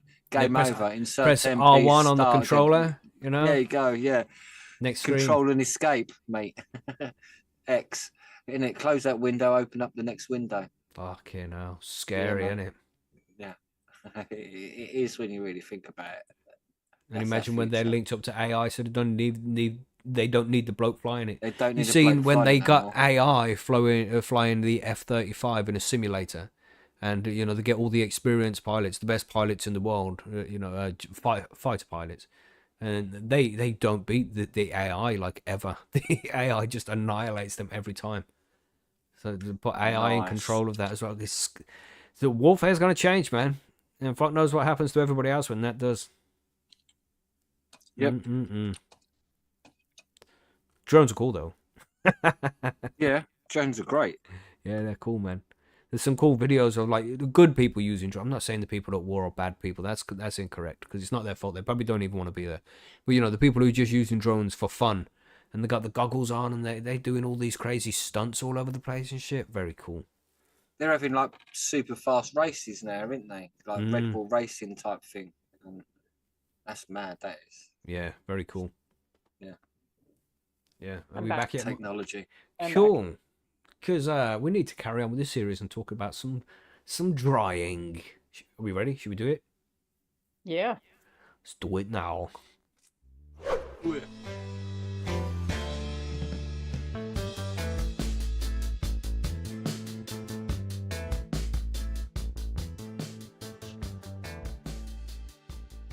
It is episode 22 of the Grow Guides, and we've covered everything, man. It's been a nice little series, I feel. I think if anybody doesn't know how to grow and they wanted to learn it, you know, in a nice, easy way, laid back way, didn't have to read a big, huge book or scour big websites or anything like that. You just needed a nice, easy way to learn how to grow. I think we've done a good job so far of putting this series together. So well done, Billy. Well done, Margaret. I think and the guests who have joined us, of course. I think we're doing well. Just say that before we move on to the drying here. Because right now, from last week's episode, you know, you checked if your plant was ready for harvest. And you might have checked and been like, oh, yeah, this is like they said, this is 90% milky, 10% amber. Look at that. This is ready for harvest. I'll begin flushing, which you learned about in the episode before that. So you've done a flush for a week and you're thinking, now you're just about ready for harvest. So you're going to chop that shit down and you need to know how to dry it properly. So where do we even begin? I mean, because we spoke briefly about trimming on the last episode, but we'll quickly cover that again. You know, when you figured out that the plant is ready for harvest, you're going to chop it down, you're going to take the branches off, and there's two different ways you can trim. One's called wet trimming, where you trim all the leaves off. That's the big fan leaves and the sugar leaves as well, them smaller leaves that are on the bud. That's the wet trim. You're going to trim all of those up, and you're going to hang the buds up from a piece of string or something. We'll discuss that in a little bit. But there's also dry trimming, where you leave the plant as it is. You take off a branch and you just hang it with the leaves on it. Some people like to remove the big fan leaves and leave the smaller leaves. But, you know, either way, it's called dry trimming. You're going to wait for the plant to be dry before you before you trim that as well. So don't worry about the trimming right now. You just have to take the leaves off. It's pretty simple. It just takes a long time. And as we said last week, just make sure you're well prepared for it. So once you've chosen which method you're going to do for the trimming and the bud is trimmed, it needs to be hung up to dry. And that's what we're covering today. All right. I think that explains where we are right now. I think. Indeed. So let's begin with why drying cannabis is important in the first place. Yeah, it's a pretty obvious question, really. But what are you saying, Margaret? You want to talk about that? Yeah, well, basically. Sorry. Yeah. No, you go ahead then. Yeah. I could see this is in my collar. I have to make that point. Okay. Yeah, so obviously drying is important because you're not smoking wet weed. I mean, we've all tried. We've all been there, right? Where we might have bought weed from a dodgy guy and it's a little bit too wet, so maybe you have to put it on the radiator and dry it out a little bit. But, you know, you can't smoke the cannabis properly unless it's dry, you know? I mean, you might be able to vape it a bit, but we all done the toaster weed before, you know, or put the weed in the oven for 40 minutes, dry it out, then smoke it. It's terrible. It's terrible. But we've been there. Obviously, drying it is important because otherwise it ends up to be shit like that. And if it's wet for too long, it can go moldy, which is something you don't want, of course. So, you know, to make sure the cannabis is properly dry, it's going to bring out the flavor. It's going to make it more potent. And it's going to be cannabis that you can enjoy rather than something that tastes like a plant and doesn't get you high. All right. So yes, drying is very important, and it needs to be done properly. 'Cause you've done the grow so far. It's taken you like 3-4 months, and you're gonna come to the drying stage, and the drying stage is so important. But if you do it wrong, it's gonna fuck up all of that work you've done. You could have grown the plant perfectly up until now with no errors. It smells good. You know, it's real sticky. It's good buds. But if you fuck up this drying stage, it doesn't matter how good it was. It's gonna be shit. So this is an important stage. It's very important. So, right then, let's talk about how long we should leave the cannabis to dry. So we trimmed it, we've hung it up inside the grow tent, and how long are we going to leave it there to dry, Margaret?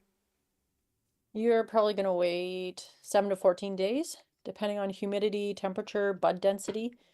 And the goal is to achieve a slow, even drying process to avoid damaging the terpenes or over drying, which I have definitely done before. Yeah, I have done that many times as well. Especially, it's difficult in the summertime, and it's why some people don't grow in the summertime. Because when you come to Right. drying it, if it's too warm, then it's just going to dry too. When it's dried within 3 to 5 days, it's not good, man. It's not good. No, and anything up to 14 days is good, I think.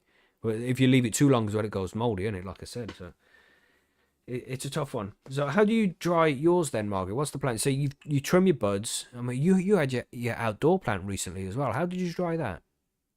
I took all the fan leaves off, fan leaves and some of the sugar leaves, like right after harvesting it, and then I hung it in a barn outside. Okay, just outside, Like, well, I mean, right? it wasn't outside, but it was like a barn out of the elements, I guess.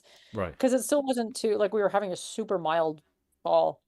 So I was able to do that. I was gonna bring it inside, but then somebody was just and put it because I have a tent now, and I was gonna put it in the tent. There was nothing growing in it yet, but then someone Mm. was just like, you could be bringing in Bugs potential and shit. pests and Yeah. stuff. And I was like, oh, I never really thought about that, so I wanted to leave it outside. But fortunately, the temperature worked. It did take closer to 2 weeks though. How many Like weeks, Margaret? 2 2 weeks. weeks. 2 weeks. Yeah, Yeah, but that's good, isn't it? You want to go in that long, man. It's yeah. that's when, because what's going to happen while the plant's drying, just in case you all don't know, everybody, it's got all these starches and sugars in, like we mentioned in the last episode. And the more moisture is in the plant, the longer the moisture is in the plant, the longer the plant has time to break all of these sugars and starches down, the chlorophyll and things like that. So if you dry it really quick, it hasn't had much time for that shit to break down, and it makes the smoke harsh, makes it taste like grass or hay. So that's no good. You don't want that shit. You need to let it dry for at least 7 days, because that gives the plant plenty of time to break down this shit, so it won't be so harsh. And if you can push it all the way to 14 days, it's given loads of time to break that shit down. So that's going to make the cannabis smoother as well. It's going to make the taste better. It's going to burn a cleaner ash, because if you dry it too quick and there's salts and starches left in it and shit, then it's going to burn black. It won't be the same. It won't be so smooth and clean. So this drying period is really important. You can't do it just over 3 to 5 days. You've got to try and stretch it out for as long as you can. Up to 14 days is good. 10 to 14 days is good. 7, if you're in the summertime, it's a little bit too warm, you can't do anything about it, then 7 is a good amount. But that's the lowest you want to go. You really have to give the plant the time to break that shit down. So you're going to put them in a tent, preferably, because you want to dry them in the dark. Don't just leave. I mean, you can dry them outside in the sun if you want to, and that's the way it's done in Jamaica, and that's why their buds are brown, apparently. Instead, you want to grow it indoors in darkness, because that helps them sugars and starches break down as well. Because the chlorophyll, which turns the light into food and shit. So you don't want the light getting on it, because it produces the chlorophyll, and that's sugars and starches, which is going to make your bud harsh. So it all adds up to try and keep the bud in darkness, and it'll be and that shit will break down easier. So you hung it up in your tent, and you put it in the dark. You just hanging it upside down after trimming it or not trimming it, depending if you want to do dry trim or not. So you hung that shit up. And what kind of conditions should we be hanging the buds up, Billy? How do you hang your buds up? What kind of conditions are you looking at? I actually use a dry net myself, so I'll say how. So really, the ideal drying condition, what you said here, is like about 60 to 70 Fahrenheit or 15 to 20 degrees Celsius, sort of like Mm-hmm. standard room temperature. Sort of, I think is always Yeah, sort of you yeah. want to go with, really, sort of um, like you say, 50-60% relative humidity. Again, just make sure it's not too sort of like obviously like damp and moisture or too dry.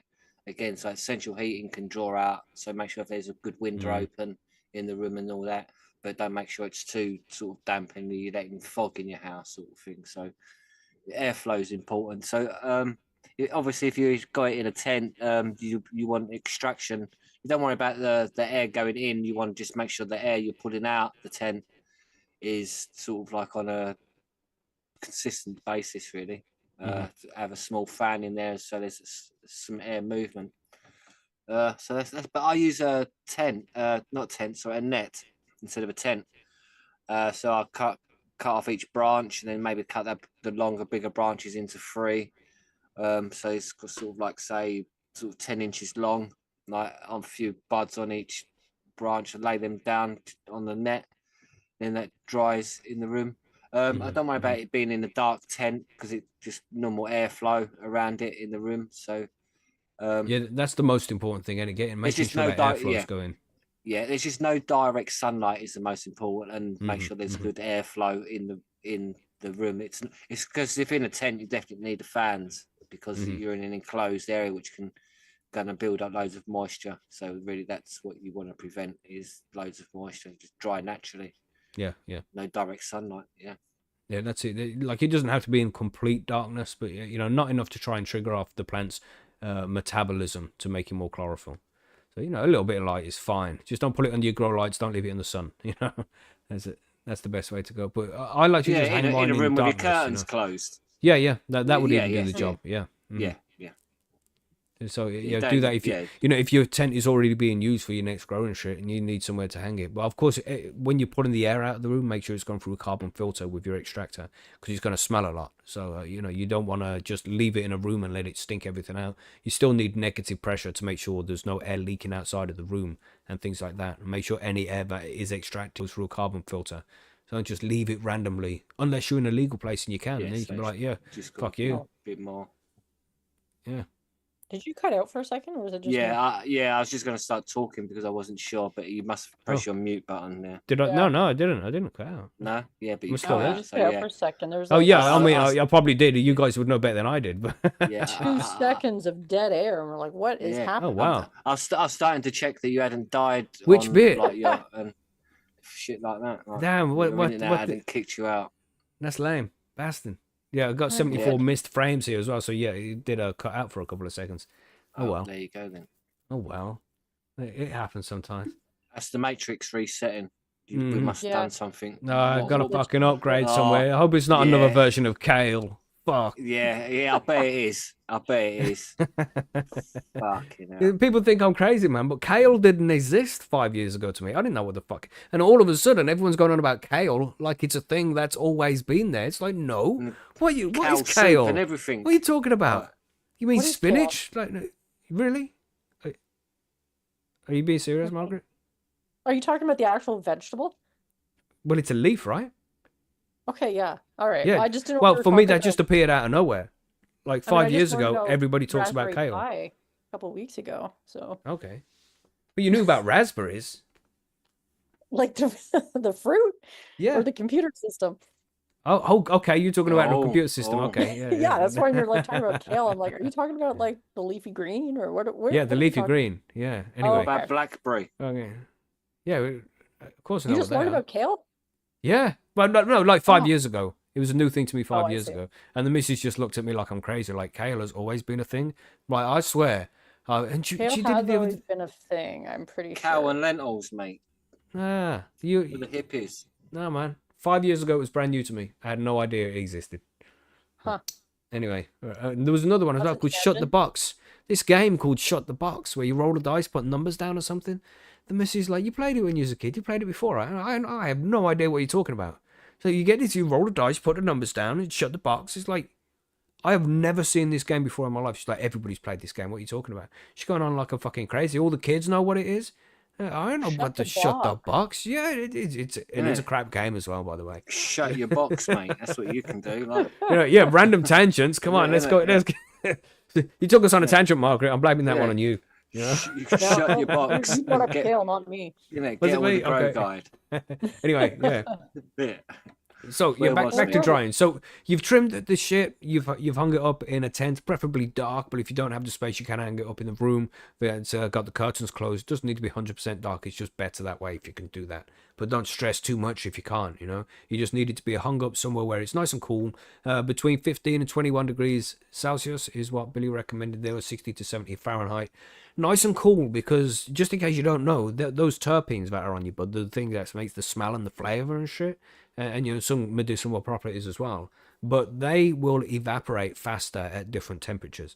And if you can be like about 15 Celsius there, 60 Fahrenheit, then the terpenes are going to hang around a lot longer. And there's some terpenes like the pineapple terpene that evaporates at 15 degrees C. So if you've got some pineapple, like pineapple cough, or what's it called? Pineapple chunk? What's that strain, that famous one? I don't know. Pineapple. Pineapple Yeah, pineapple Express. chunk. Pineapple And Express. Yeah, so Yeah. if you've got a pineapple-y type of cannabis that is supposed to have those terpenes, you want to dry them really cool. The problem is with drying it cool is it will take longer for it to dry, and that can encourage mold to grow. So you just have to be careful about that. The most important thing there is make sure you have airflow around the room. Make sure it doesn't get too humid. Make sure a fan's blowing air around the room the whole time, and that will prevent mold growing, hopefully. But the longer it takes, the more risk you have. But at the same time, the quicker it takes, the more shit your weed's going to be, because the chlorophyll hasn't broken down properly. So you have to find that balance. And so you're going to be hanging it up. It's going to be a certain amount of time, depending on the conditions. Try and make it cool. The humidity 50-60% in the dark if you can. Make sure the fan's blowing around all the time. And eventually, at some point, it's going to be dry. But the way you're going to tell that it's dry is the buds are going to snap off the stem. Now, it's not going to be a... snap. Sorry, Margaret? It says the bend and snap. That's right, yeah, and it has to snap like audibly. You bend it at some point and it will break, but there'll be a little bit like skin left, and you pull that and it stretches down the stem. That's not ready yet. That's not ready. Don't put that in jars yet. You really have to wait until it's snapping, actually snapping, and then it's ready to go into jars. If you do it sooner than that, then the moisture inside the bud, because when it's drying, it's going to dry on the outside more, because that's where the water can evaporate from it easier. But there's still going to be moisture on the middle of them buds. And if you break and it doesn't come off properly, if it doesn't come off the stem properly, it shows that there's still too much moisture in there. So wait a little bit longer. If you put that in jars and there's still moisture on the inside, that moisture is going to disperse throughout the buds to evenly spread itself, entropy and all that. And it will spread itself across the bud, and the moisture, when the bud gets wet again, it can damage the terpenes and make it lose flavor and potency. So you don't want that. It's better to just make sure, just when it snaps off the branch, it's good to go into jars. It shouldn't be too dry at that point. That should be just about the right point. That's where I like to do it, And for the new growers who do think that it's dry and they put it in the jars, and because it takes practice as well to know when, So if you're new, you'll notice when you put your buds in the jars, if it's not dry enough, it might feel dry on the outside, but like I said, it's not in the middle. Then that water disperses and the buds will feel wet again, Yeah, John Colson mentioned in the chat there, I feel snap is too far, but a bend and snap is about right for me. Yeah, not like instantly snap, when it snaps off audibly. I mean, there's going to be a little bit of bend to it, not too dry. But, just make sure it is snapping and not just, bending and tearing, What do you think, Margaret? When you're testing to see if your buds are dry, is that what kind of stage you get to? Where do you get to with the drying? How far? Yeah, pretty much. I try and wait and see if the smaller branches will snap. Maybe not like completely too crisp, like you said, but yeah, that's what I was doing when I hung it outside. I was going out like every day to check to see if it was ready yet. Yeah. How long did it take? You say about 14 days? Yeah, it did take about 14 days, yeah. And it wasn't in complete darkness, but it was like in the middle of a large room out of direct sunlight and all that stuff. So yeah, it was good enough. What are you saying, Billy? When do you consider yours to be dry? After the dealer dry stage, for sure. Right. So that like you say, it's got to have a nice snap to it. So yeah, when I can get hold of the bud, and because I have say I'd have 6 buds on the stick, when I can get hold of the bud, hold the bud and just break it off that stem, and it has that, like you say, if you know what I mean, and just that bud would come off and the other ones would stay on it. So it's oh, do you know when you got your trimming scissors, it's got just a slight hardness to the stem's gone like stemmy, if you know what I mean. It's like more again. like wood. It's like, yeah. yeah. It's like woody. Yeah. So the little stem, which when you trim it off, what it's Mm-hmm. attached to the is that's woody. So yeah, that's probably That's when it. I'd say I'd do it. You don't want to do it too soon, innit? That's the thing. It's easy to because it's Yeah. so easy for it to feel like it's dry enough to go into I would jars. say you're better off doing it slightly later as well if you're not sure, Mm. because at least you definitely got dry weed. It's not gonna be when you put Yeah. it in the jars and store it for a bit, then it'd be fine. That's it. And if you So- over dry, there's things you can do as well, which we'll get to in a little bit. You know, just bear that in mind. Make sure that it's dried properly. An audible snap as it comes off the stem is good. If it's put in a little bit of plant skin with it, then that's not good enough just yet. Just leave it a little bit longer. Leave it another day. Check tomorrow. It's fine, you know. Yeah. So yeah, it's like you say, it's just practice makes perfect, isn't it? It's, over yeah, time you just get experience, man. used to it. Yeah, experience So pays you a mentioned lot. there, Billy, how you use a dry-in net, so you're laying the buds down, and I like to hang mine. Do you hang yours, Margaret? You're saying that yours was when you were drying it in the shed there, or where you were drying it, it was hanging Yeah, I up, hung or mine. was it? I Right. hung them. So Yeah. how do you hang yours? You using string or something? Yeah, there was already like a beam in there with string hanging from it, so I just used that. Mm-hmm. Just Right, cool. attach it to the base of Already the set up. You're plant. nice. Yeah, pretty much. Like it was the whole thing was set up for me to hang my weed in. Who knew? Mm-mm. As if it's been done before. Yeah. Yeah. Although I don't think it has. That barn used to actually have horses in it at one time, but All right. it's been a long time since. Oh, cool. Yeah, what are you saying then, Billy? How do you hang yours? You could do you wet trim, dry trim? What's your score there? Well, I trim off the branch and then all the big fan leaves off of that, and then I lay it down and then wait till it's all completely dry, and then I Yeah. won't trim until it's. Do you rotate it at all? What do you mean? I don't like laying the buds down like that. I like to hang mine up. Right. When I take a branch off, I'd make sure there's Ah, okay, there's yeah, two branches coming yeah, off, like a V, where you yeah, can yeah. hang that on I the string. rotate it You know. after after 2 days. I rotate it, and then Right. after 3 days again, I rotate, and then it's fine. Because It's otherwise, I'd think the bottom wouldn't get as dry as the top. You know what I mean? The moisture will yeah, run down to yeah, the bottom. Yeah. yeah. Just to turn it around. So yeah, but after it only needs 2 turns. I've found Right. after Mm. experience, then it's And it's fine a good after chance that. to go check on it as well for mold and shit like that too, isn't it? Yeah, yeah, yeah. That as well. Mm. Also, yeah, I always like because it's right there. I can just check on, Yeah, and I so normally just check on some of the bigger buds and the certain ones more rather than all of them. If you know what I mean, mhm. because it's the bigger ones which are shaped more, and you see because like the leaf would be a funny color, wouldn't it? So that's Yeah. I have these things. My tent is 4x4, right? So there's these things which I got from Aldi. I'm sure if anybody has a store like Aldi close to them, they can go there and find these things because they're everywhere. But it was like a clothes dryer. But you can fold down to a single layer, really easy to store away, and it's just got like 4 or 5 these Oh, like long those bars on portable it. clothes dryers or whatever. yeah, the old Yeah, clothes yeah, Yeah. yeah, hots. Yeah. yeah. Uh, That fold flat or whatever. Yeah, but it was Yeah. different from the ordinary because the ordinary ones are quite tall. This wasn't tall. It was like the height of an ironing board, but it was 2x4, so 2 foot by 4 foot, and I got two of those, and it just fits Yeah, in my those would fucking work tent great. so perfect, man.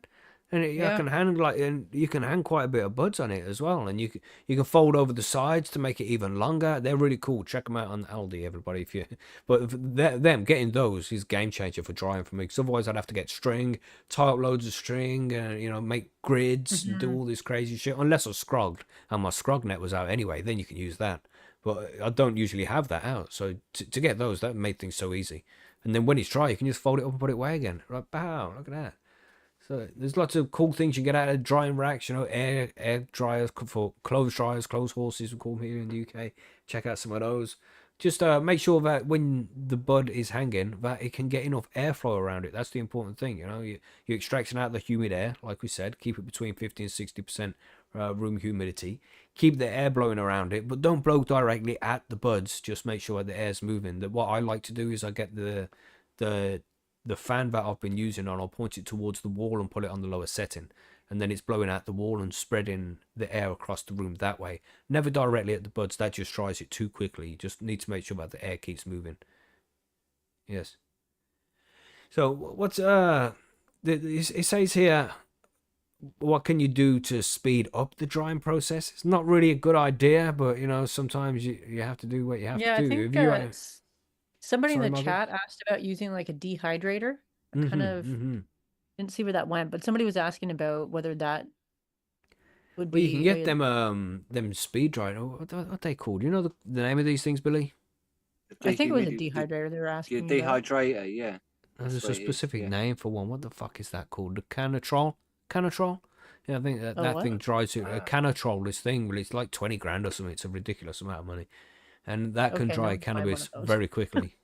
Yeah. Yeah, Well, what I about think like a that's a bit regular out of range. dehydrator? Yeah, yeah. What about someone who's not been selling like crack for about 50 years? Then Hmm. Yeah, man. Yeah, for So the rest of uh, us who aren't going out and spending 20 that's right. Yeah. K, What can you do to um, speed up the drying process? What are you saying, Billy? What do you does the think about this? dehydrator work? put it on your Yeah, maybe. Xbox, old school style. I think a dehydrator would work, but it's just going to be low quality, Yeah, and when yeah. It's when no you dry point. it Well, so don't. quick, it's Just yeah. don't. Just wait. It's worth it. Like Mm. unless you're literally on your deathbed and it's your last day, then I'd And you wait. just want to taste it before it goes. Yeah, yeah. This is the thing. You can't speed. I mean, you can obviously if you want to get the fucking hairdryer out, let that blow it for a while, and it's going to dry out within a day. But god You're damn, just that's gonna going to be some waste it, terrible weed, really. Yeah, and yeah. it Just shrinks so wasting fast. all that work. You can It's pull like it in the 3 months. oven weed, and like we mentioned there, toaster weed. We've all done that, right? You've done that before, Margaret. You had to quick dry some weed on the toaster. If you really No, have to, then I would. I don't think I ever have. No. Wow, It doesn't so lucky. Yeah. sound lame, or I just No, know. yeah, that's it. We all have to discover it eventually. Oh God, I ain't trying that again. Damn. I mean, I eat a lot of edibles too, so there's that. Mm-hmm. Mm-hmm. Yeah, man. What are you saying, Billy? You ever had to dry some weed really fast? Yeah, but I've sort of when I did, it's like I thought, there's no point. It was a bit Mm-hmm. pointless doing Yeah, it. yeah. You know what I mean? Like that So was a it's like, waste. yeah, Yeah. basically, yeah. Yeah, Better man. off It's waiting. the like I said earlier, the sugars and the starches get trapped in it. There's loads of chlorophyll in it. The smoke's harsh. The flavor isn't there. The high isn't the same. There's so many things, man. It's just really not worth it. You have to try and give it Yeah. at least 7 days. Like you don't want to grow beautiful bud and then dry it too fast Yeah. It just because ruins then the you whole just kind process. of yeah, and then you end up with this, I don't know, swag or something that Ugh. you're stuck smoking until your next crop comes through. Yeah.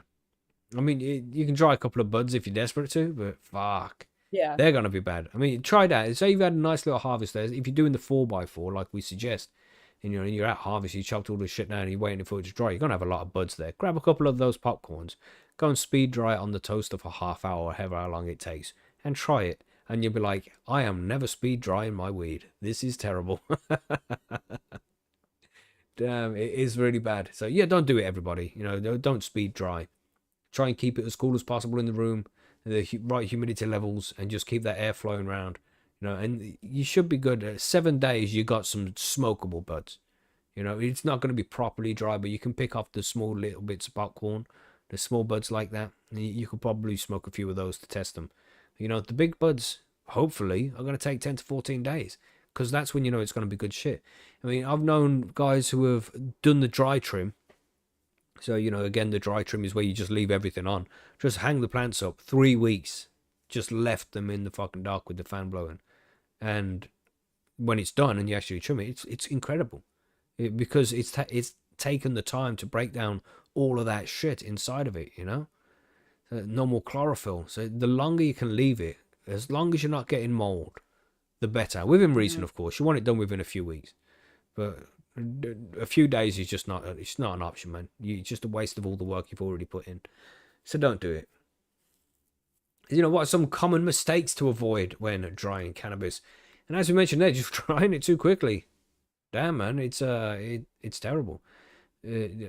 Just don't. We can't stress how important that is. As we said earlier, you've gone through all of this. If you've done everything perfect up until harvest time, but then you just speed up the dry and have that done within 3 to 5 days, you've wasted so much of your hard work. So much of the quality is gone.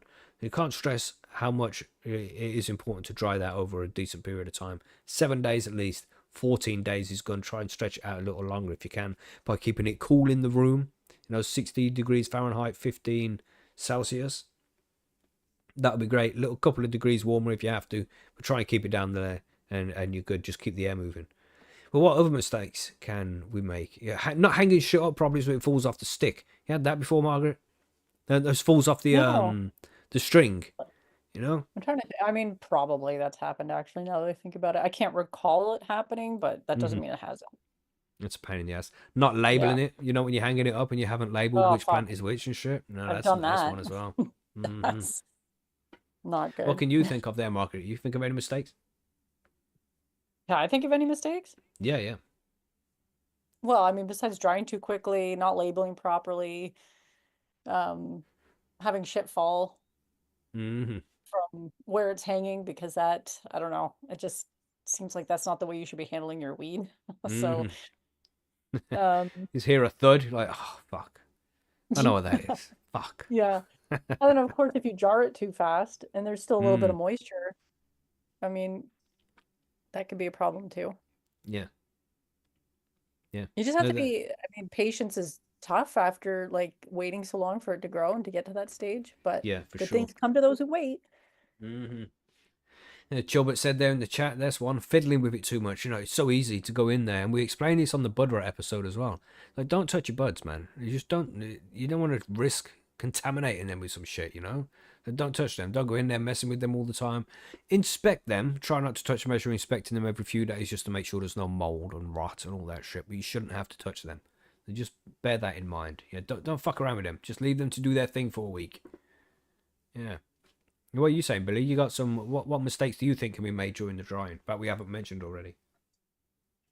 I suppose just like smoking it as well whilst it's drying is Hmm. that's just a mistake in doing that because it's pointless. It just tastes hayy or Yeah, the flavour isn't there yet. awful. It takes a long Flavour, time for the flavour to really come yeah, out. You know. it's I suppose the mistake is not being patient. Mm. That's the biggest mistake is the not being patient in any way or shape or form because Hmm. you've waited 3 months already. So what's another 2 weeks? Like, if you know what I Yeah, mean. yeah, sure. That's it. Yeah. It's shit. Well, it's not really shit. It's part of the process. It's part of the growth. This Yeah, is why yeah, we you say got it takes 16 weeks to do the growth because you might get it all done in 12 weeks, but that drying process, it's part of the growth. It's part of the process. You have to do it It's correctly. also it's part of actually being an adult and resisting that temptation. You've got to be able to resist it. If you can't, then it's just mind Mhm. over matter, isn't it? It's like you're going to appreciate so much more afterwards. Yeah. So why give in to your own stupid self as such? Yeah. Now, And someone's asking in the chat too. I don't know if you saw that to confirm if you're making bubble hash or edibles with the cannabis, drying doesn't matter too much. What do you think about that? No, I think you should. um, I think you should try and cure it properly because well, there's two different ways, isn't there? saving the There's flavour. because some people talk about the dry rosin, and is that what it's called? When Yeah, it it's just because There's they'll depends take it, what they'll kind of freeze it hash. straight away. And if you're Fresh only going to be Yeah, using the that's the fresh tricot, yeah, fresh frozen. frozen, yeah, that's the one. fresh frozen, yeah. But Right. you fresh frozen, you keep a lot of terps, but you lose a lot of yield. Mm. Yeah, and you freeze So it right away. You wouldn't be drying it at all. it's flavour over sort of quantity. Like, but you lose a lot. Like, so Yeah. that's And why edibles, it's I all. think it still matters. I think you would still want to dry it properly as well, because I Mhm. don't think if it's not dried properly, it's not going to decarb properly either. Yeah, you want the THCA to be able to convert to the Yeah. THC properly. Yeah. Mm-hmm. That's it. It's not really any way around it right now. I mean, you got them canatrolls and shit. There's speed dries, but that's for people who are making the hash and the rosin as well. You know, just speed pressing some rosin for some fresh buds because there's more terpenes in there and shit because it hasn't evaporated over the drying period. You know, there's pros and cons, man. But we would just recommend that you dry it properly. This is we don't want anybody to be doing anything like that during their first few grows. You really got to get Especially used to it. You know. most people don't have the amount of weed you need to really do fresh frozen like that. It normally takes your whole crop. A lot of people doing fresh frozen have got like access to like outdoor grows and shit like that, or Mm. a whole warehouse full of stuff. It's like they've got. Because they have a ton of plant material. Because Yeah, you're right, exactly. the Yeah, yield you're going to end up with your hash or whatever you're making is going to be like yeah, minuscule. way Yeah, less. So yeah, you know, take care of the environment like that. You know, make sure that it's all good and avoid the mistakes. Make sure that you're not touching the buds too much. You know, and one thing you can look out for as well. Another common mistake is when I say common, because we're encouraging you to wait it long enough so it is actually dry. But you can let it go too long as well. So that's another potential mistake, is having it there too long and drying too much. You don't want it to. You want a little bit of sponginess to it, you know. You don't want it to be too fucking crumbly. But there's things you can do if it does get too dry. You want to talk about that, Margaret? You want to talk about what happens if you dry too fast? What can you do to fix it? If it dries too fast? Yeah. What would you do if you dry too quickly? Is that in here? I lost my spot. I don't know. Can you use those like little packet thingies? The Boveda, just humidity packs, Yeah. because there's lots of different Yeah, brands yeah. out there That's nowadays. what they're That's one called, way. Yeah, yeah. Yeah. Because you can get those, because some of them are 58%, some of them are 62. I think they was originally made for keeping cigars at the Right. correct humidity. Yeah, You like know, the but Bovedas or the other, yeah, I forget yeah. what the other brand is called that you see all the time. There's Or the a few orange different peel. brands.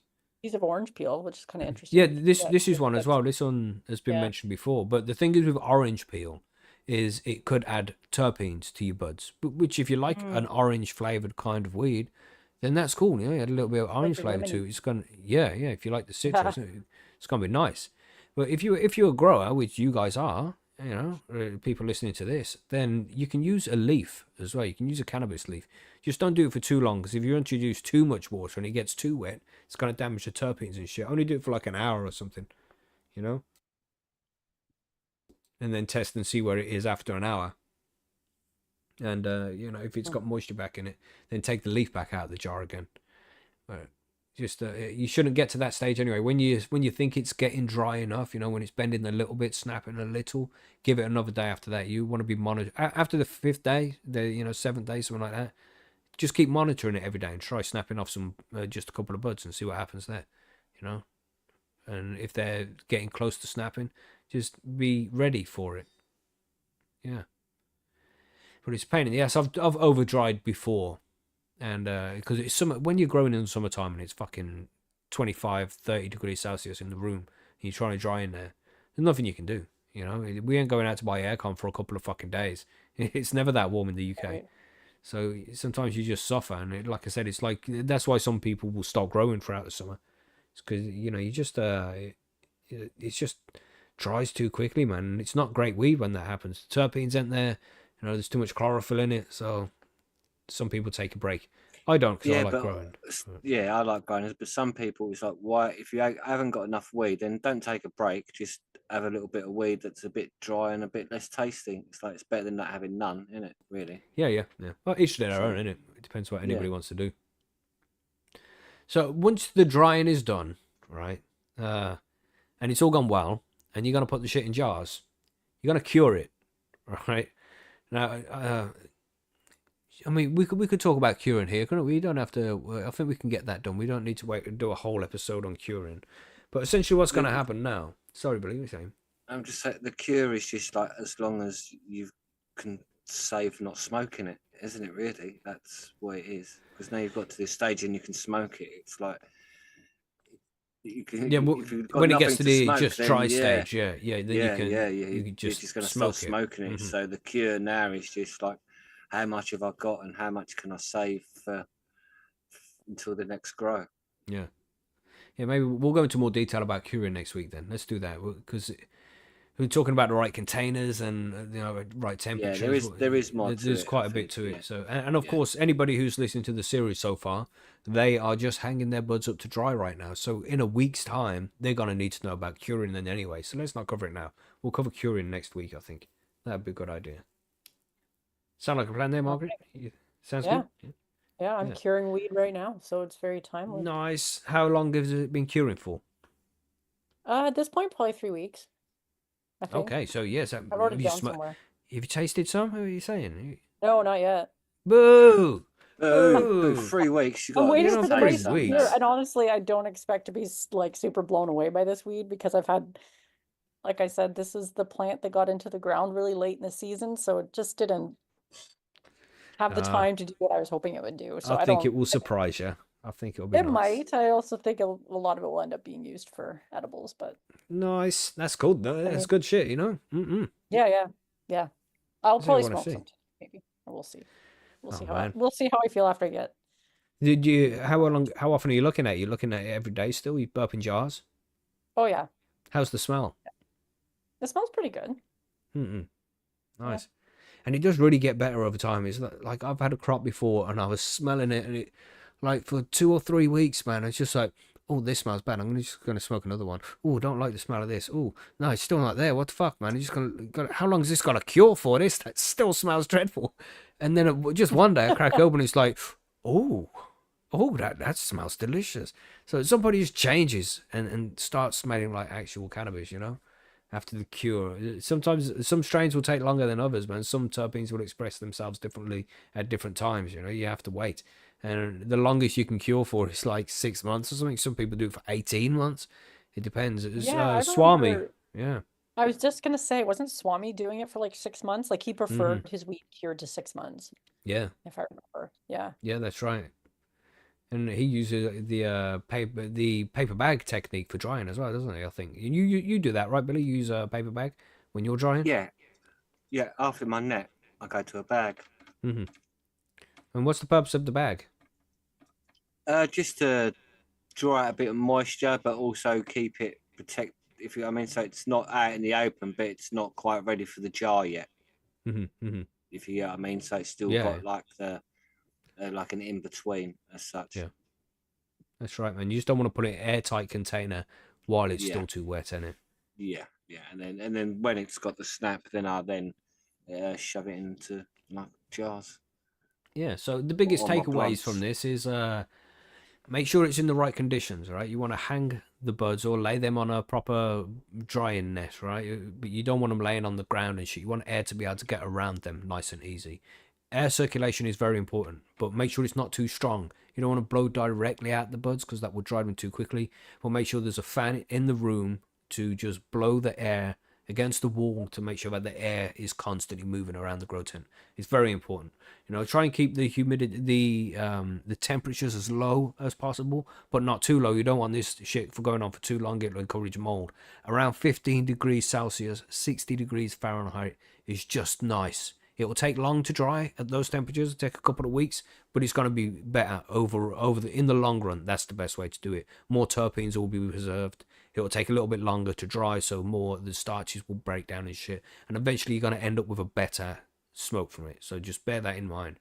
Try and do that. If it's a little bit warmer, it's going to dry a little bit quicker, but try and keep it below the 20 degrees Celsius. And what's that? 75 Fahrenheit. Try and do that. Just try and keep it as low as possible for as long as possible. At least 10 days, and then you're looking good. Don't start putting in jars until it's actually dry, that's when the buds are snapping off the stem itself. And then you can let the curing process begin. But just take your time, man. Don't rush this shit. If you rush it, you'll ruin it. So don't do it. That's about right. Anything else to add on drying? Yeah, No, just I don't think rush it again. I think Don't that's, rush it. that's Yeah, important. that's yeah. right, man. You keep saying it because it's that important, everybody. Don't rush this shit. Good luck. Let's go on to listener mail. Let's do it. We have one from Gellert here. You say, when growing in cocoa, do you carry on feeding grow newts throughout the stretch phase? Cheers. There's some controversy behind this. Different growers do different things, which is the same for most things. And with loads of different, who flushes, who don't flush, who wet trims, who dry trims.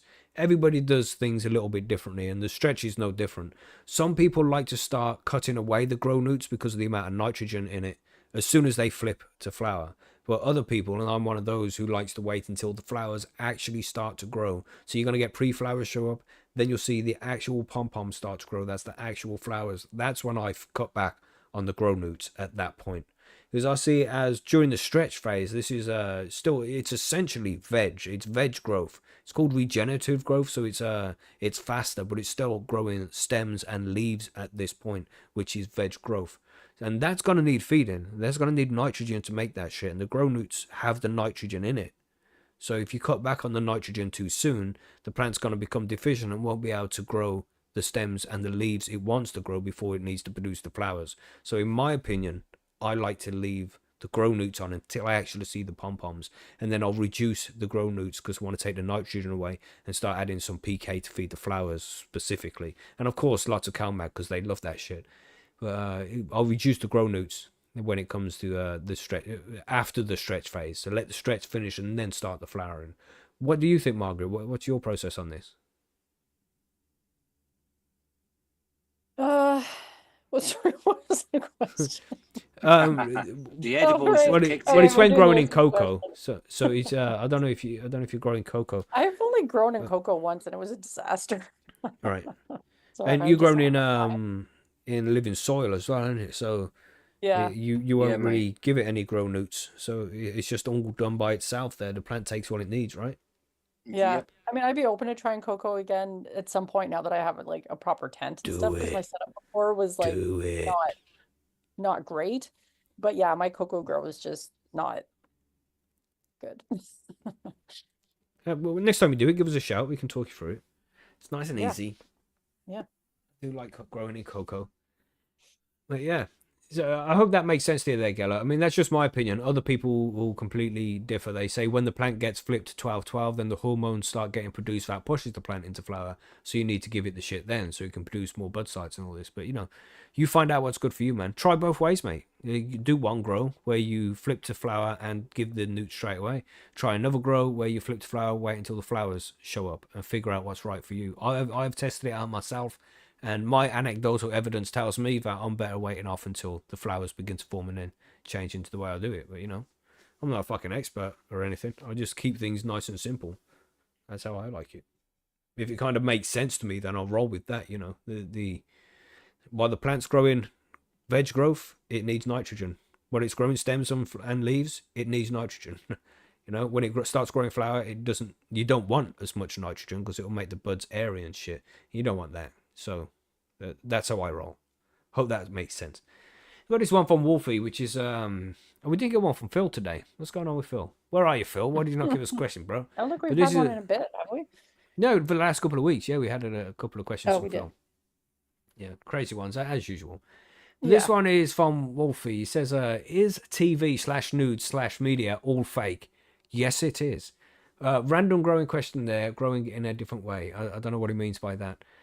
Do you think AI can tailor each streamed show on TV based on the data collection for each individual watching it? If so, do they do a good job or do a piss forward job to fuel human intelligence? And Billy said he didn't understand the question. I think what he's getting at is, in the future, do you think like movies and TV shows and the entertainment we consume that way is going to be individually suited to each one of us through AI, because AI can generate things so quickly, and I think that will be the case. Remember back in the day, where you have these books and it would be like, you want him to jump off the cliff, go to page 35. Choose If you Your Own want, Adventures. yeah, Those are that kind of awesome. shit. Yeah, remember that, and I- we of will have course. TV shows like that at some point. I mean, I think we do have some like that already. But when it's made by AI, it will be seamless. It will know what we want already, so it will be able to tailor TV shows and movies to how it thinks we as individuals would like it. So, some people will watch a movie and the bad guys win, and others will watch the same movie and the bad guys lose. I think it's interesting concept, man. I think that is definitely the way it's going to go for entertainment, because that's going to be the best way for you. I don't know, because then I'd have like the A-Team versus Airwolf over a pair of socks. Just seem odd. But you'd like it. Well, I don't know. That's what I'm saying. I'm not sure if I would like it. But the thing, what Seems a bit- happens though is fucking. I- It's like, sorry, Margaret. Well, this is like along those same lines. I feel like the one disadvantage to that is having like each show or movie that you're watching tailored to your own data Yeah. that they've collected about you, is that there's no like collective Mm-hmm. engagement around a show. like, Like when we Did think you see about that episode of Tiger Game of King, Thrones yesterday? Yeah. Like, or and like you when wouldn't be able to everyone's discuss talking it. about Tiger King Yeah, during the pandemic exactly, or whatever. Mhm. Like, and we all remember those shows we watched when we were younger, and everybody talked about them, but everybody watched them. But if everything's tailored to just you, who do you talk about it with? And I'm Yeah. thinking about it though, but you'd have epic series like Debbie does the Princess Leia. So That probably already Fucking hell, exists. Billy. Yeah, that one probably already exists. yeah, that's true. That's true. I'll have to look through my back catalogue for that one. Actually. It probably Yeah. is. It's probably a Freudian slip. You've already watched it. You know? Yeah, so probably yeah, that's probably true. That's why I said it. But, imagine like the ending of. How was the ending of Lost for you? Well, Yeah, exactly. Yeah. Mine was all right. That's- What was yours? uh, Mine, it ended up there was all dead. It's like, oh, that's Yeah. shit. Unlucky, mate. Wow, that's a shit Yeah, ending. yeah. Fucking And then hell. also, if they're Oh, basing it fuck. on data collection, No like, spoilers there. That's a 20-year-old TV show. I feel no It's not shame. fun. Show's not new. There's no Yeah, you point. should have watched it already. Gosh. Also, if they're basing the shows on data collection, which sounds highly likely, they're probably just trying to sell you shit because that's what always happens. Yeah, Yeah, what I mean? it'd just be sponsored by Pfizer or something anyway. Yeah. So. You know what I mean? so Like I there'll be want some that. I don't action think I want scene. that. There's some action scene. They're fighting in the street, smashing up cars, and then they're running. They turn to the left, and it's like, oh, did you see that grow tent? Yeah. Yeah, man, you can see it now. Oh, he had a nice grow kit set up, didn't he? Ooh, buy it now. Yeah, every God time damn. I open the bathroom cabinet, it just have big Adderall bottles in there or something. Like, Right. Yeah, man. If it's not illegal, because RFK made it illegal. We'll see. yeah, that's a good point. Yeah, depends on what simulation you're living in, I suppose, doesn't it? Yeah, man. Yeah, and that's it. That's essentially it. This is a simulation that's based on your AI in the future. This is a game that's being automatically generated by an AI bot 2,000 years from now. Although it sounds like the question was in present tense, not the future. Oh, yeah, but that's what I'm just saying. Yeah. Like, we are Oh, I know. already there. We already have that technology, and this is what the simulation is, Right. But we're all in it together, if that's the case. Yeah, when people play Grand Theft Auto online, we're all in it together. We're all on a particular server. Then you switch to a different server because it got quiet and Kale exists. Yeah, exactly. You migrated to the Kale server. Yeah, you know what I mean? God damn. It seemed to be it was a more popular server at some stage. Like, Yeah, it seems to make sense to me. I like the simulation hypothesis. You know what I mean? It makes good sense. But anyway, we have one more question here. Thanks for the question, Wolfie. It was a good one. I like those ones. And that doesn't mean try fucking coming up with loads more, mate. We have John Colson who asks, and this is a good question. It's like, do trichomes continue to amber up after chop? What does anybody think about this? Does anybody want to answer this? Has anybody got any idea? I thought it was a good question. I've never actually heard anybody ask yeah, that I thought it was a before. good question, and I want it answered. I But think sorry, Margaret, I you got can't something? say for sure, but I would say no because they're They've not. died, so they're in Yeah, Yeah, in that's suspended exactly it. animation as such. They'll put they'll into change a stasis little as- bit, but as they're drying, because you're gonna look at it when you're harvesting it and be like, oh, it's 90%, 10%, milky amber. So I'm chopping now, and then it's going to change a few percent after that. But the degradation of the trichomes, it's partly down to the light. The more light that gets on the buds, is going to degrade the trichomes to make them orange. Oxidation as well, But isn't it? yeah, and it's the metabolism of the plant as well. And once the plant gets chopped down and starts to dry, once it's dry, that's when the metabolism completely stops. So at that stage, the trichomes shouldn't change very much. They'll decarboxylate a little and go from THCA to THC or CBDA to CBD while it's decarboxylating just in the jar as it's drying. But yeah, it shouldn't amber up too much more than that. The THC won't degrade into CBN very quickly anyway. I'm sure over time, as more light gets to the buds, it will degrade, but that's going to be over a long period. So don't worry about that too much. So it will go a little bit amber slowly, but for the most part of it, it's going to be the same as when you chopped it, just a little bit different after that. You know what I mean? It's down to metabolism. Once it's chopped, it's not going to degrade much further than that. I hope that answers the question. Right. Yeah. Makes sense, right? Makes sense to me. Yeah. Yeah, and John's gone now. He had to go do something, so he didn't even get to sit down and listen to the question. But yeah, it's a good question though, definitely. Yeah, but I think that's all the list of mail questions that we have, and that's pretty much everything we have to say about drying. I mean, we'll just say it again, everybody: be patient. Don't ruin 3 or 4 months of work because you wanted to taste your weed a few days sooner. It's just not worth it, man. Take your time. Make sure it's done properly, and then begin the cure. And we will tell you all about the cure on next week's show. Yeah. Is anything else to add here? You got anything to add, Margaret? No, I don't think so. Just check out bitemepodcast.com. Indeed, do it, do it. Everybody should listen to Bite Me by now, surely, because we have, Surely. you know, we have the news on Monday, the interview on Wednesday, and then Bite Me, the show about edibles, on Thursday, and then the Grow Guides on Friday. You should be downloading all of these, everybody. Go on, get on it now. Get on it. It's part of the weekly It routine. should be on automatic download, shouldn't it? That's right. Subscribed, automatic download. Yeah. All of There them. you All of them.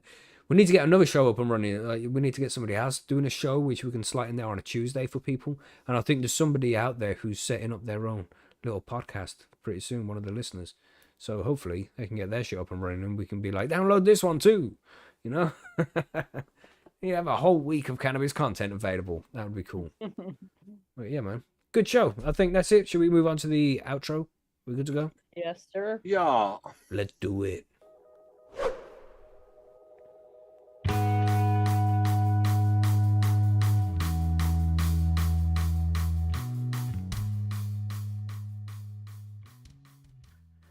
There we go, everybody. There we go.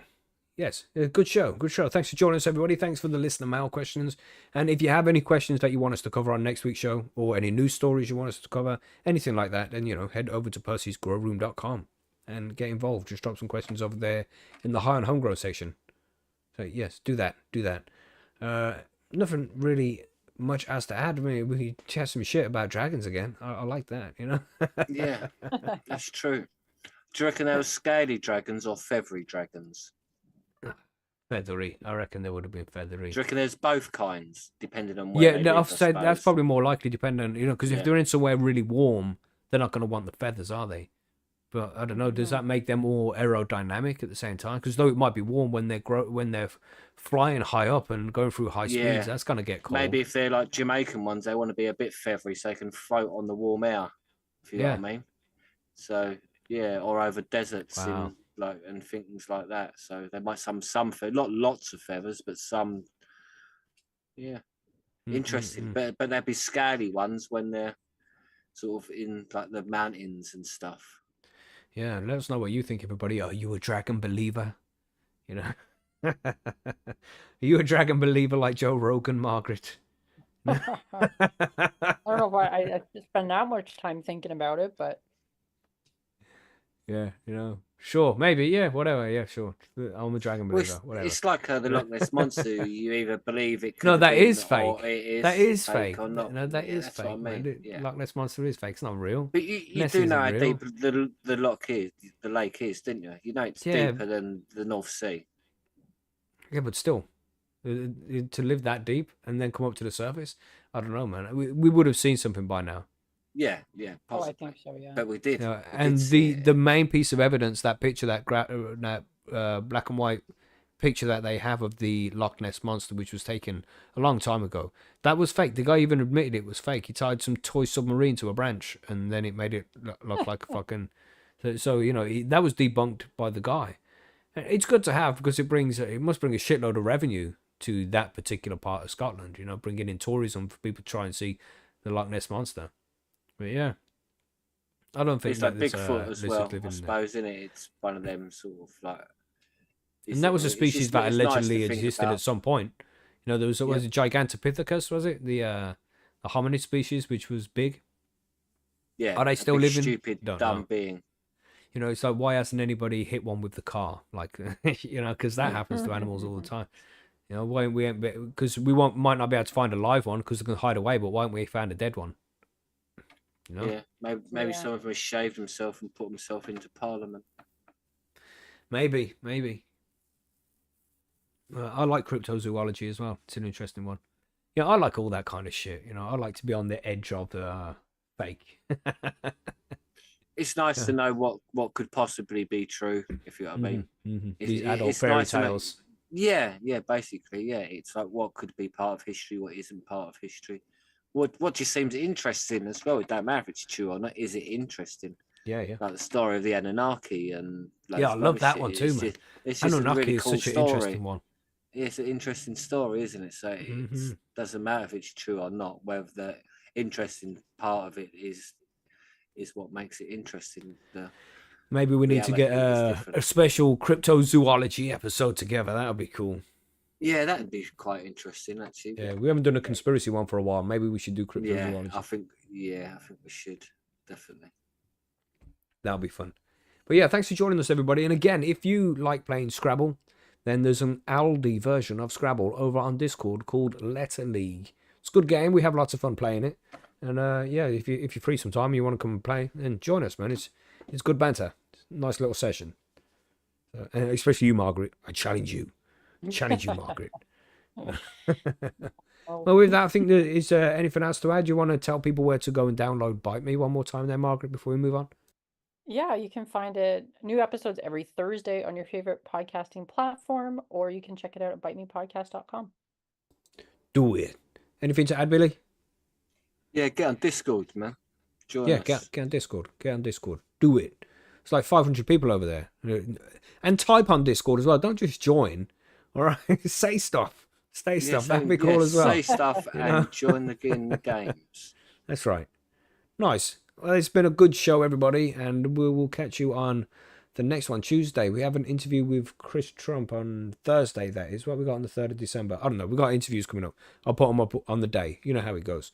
See you on the next one, everybody. Thanks for being here. Don't forget to hit the like button. Stay high, stay safe. Waving like royalty. Goodbye, everybody. Let's wave. Bye.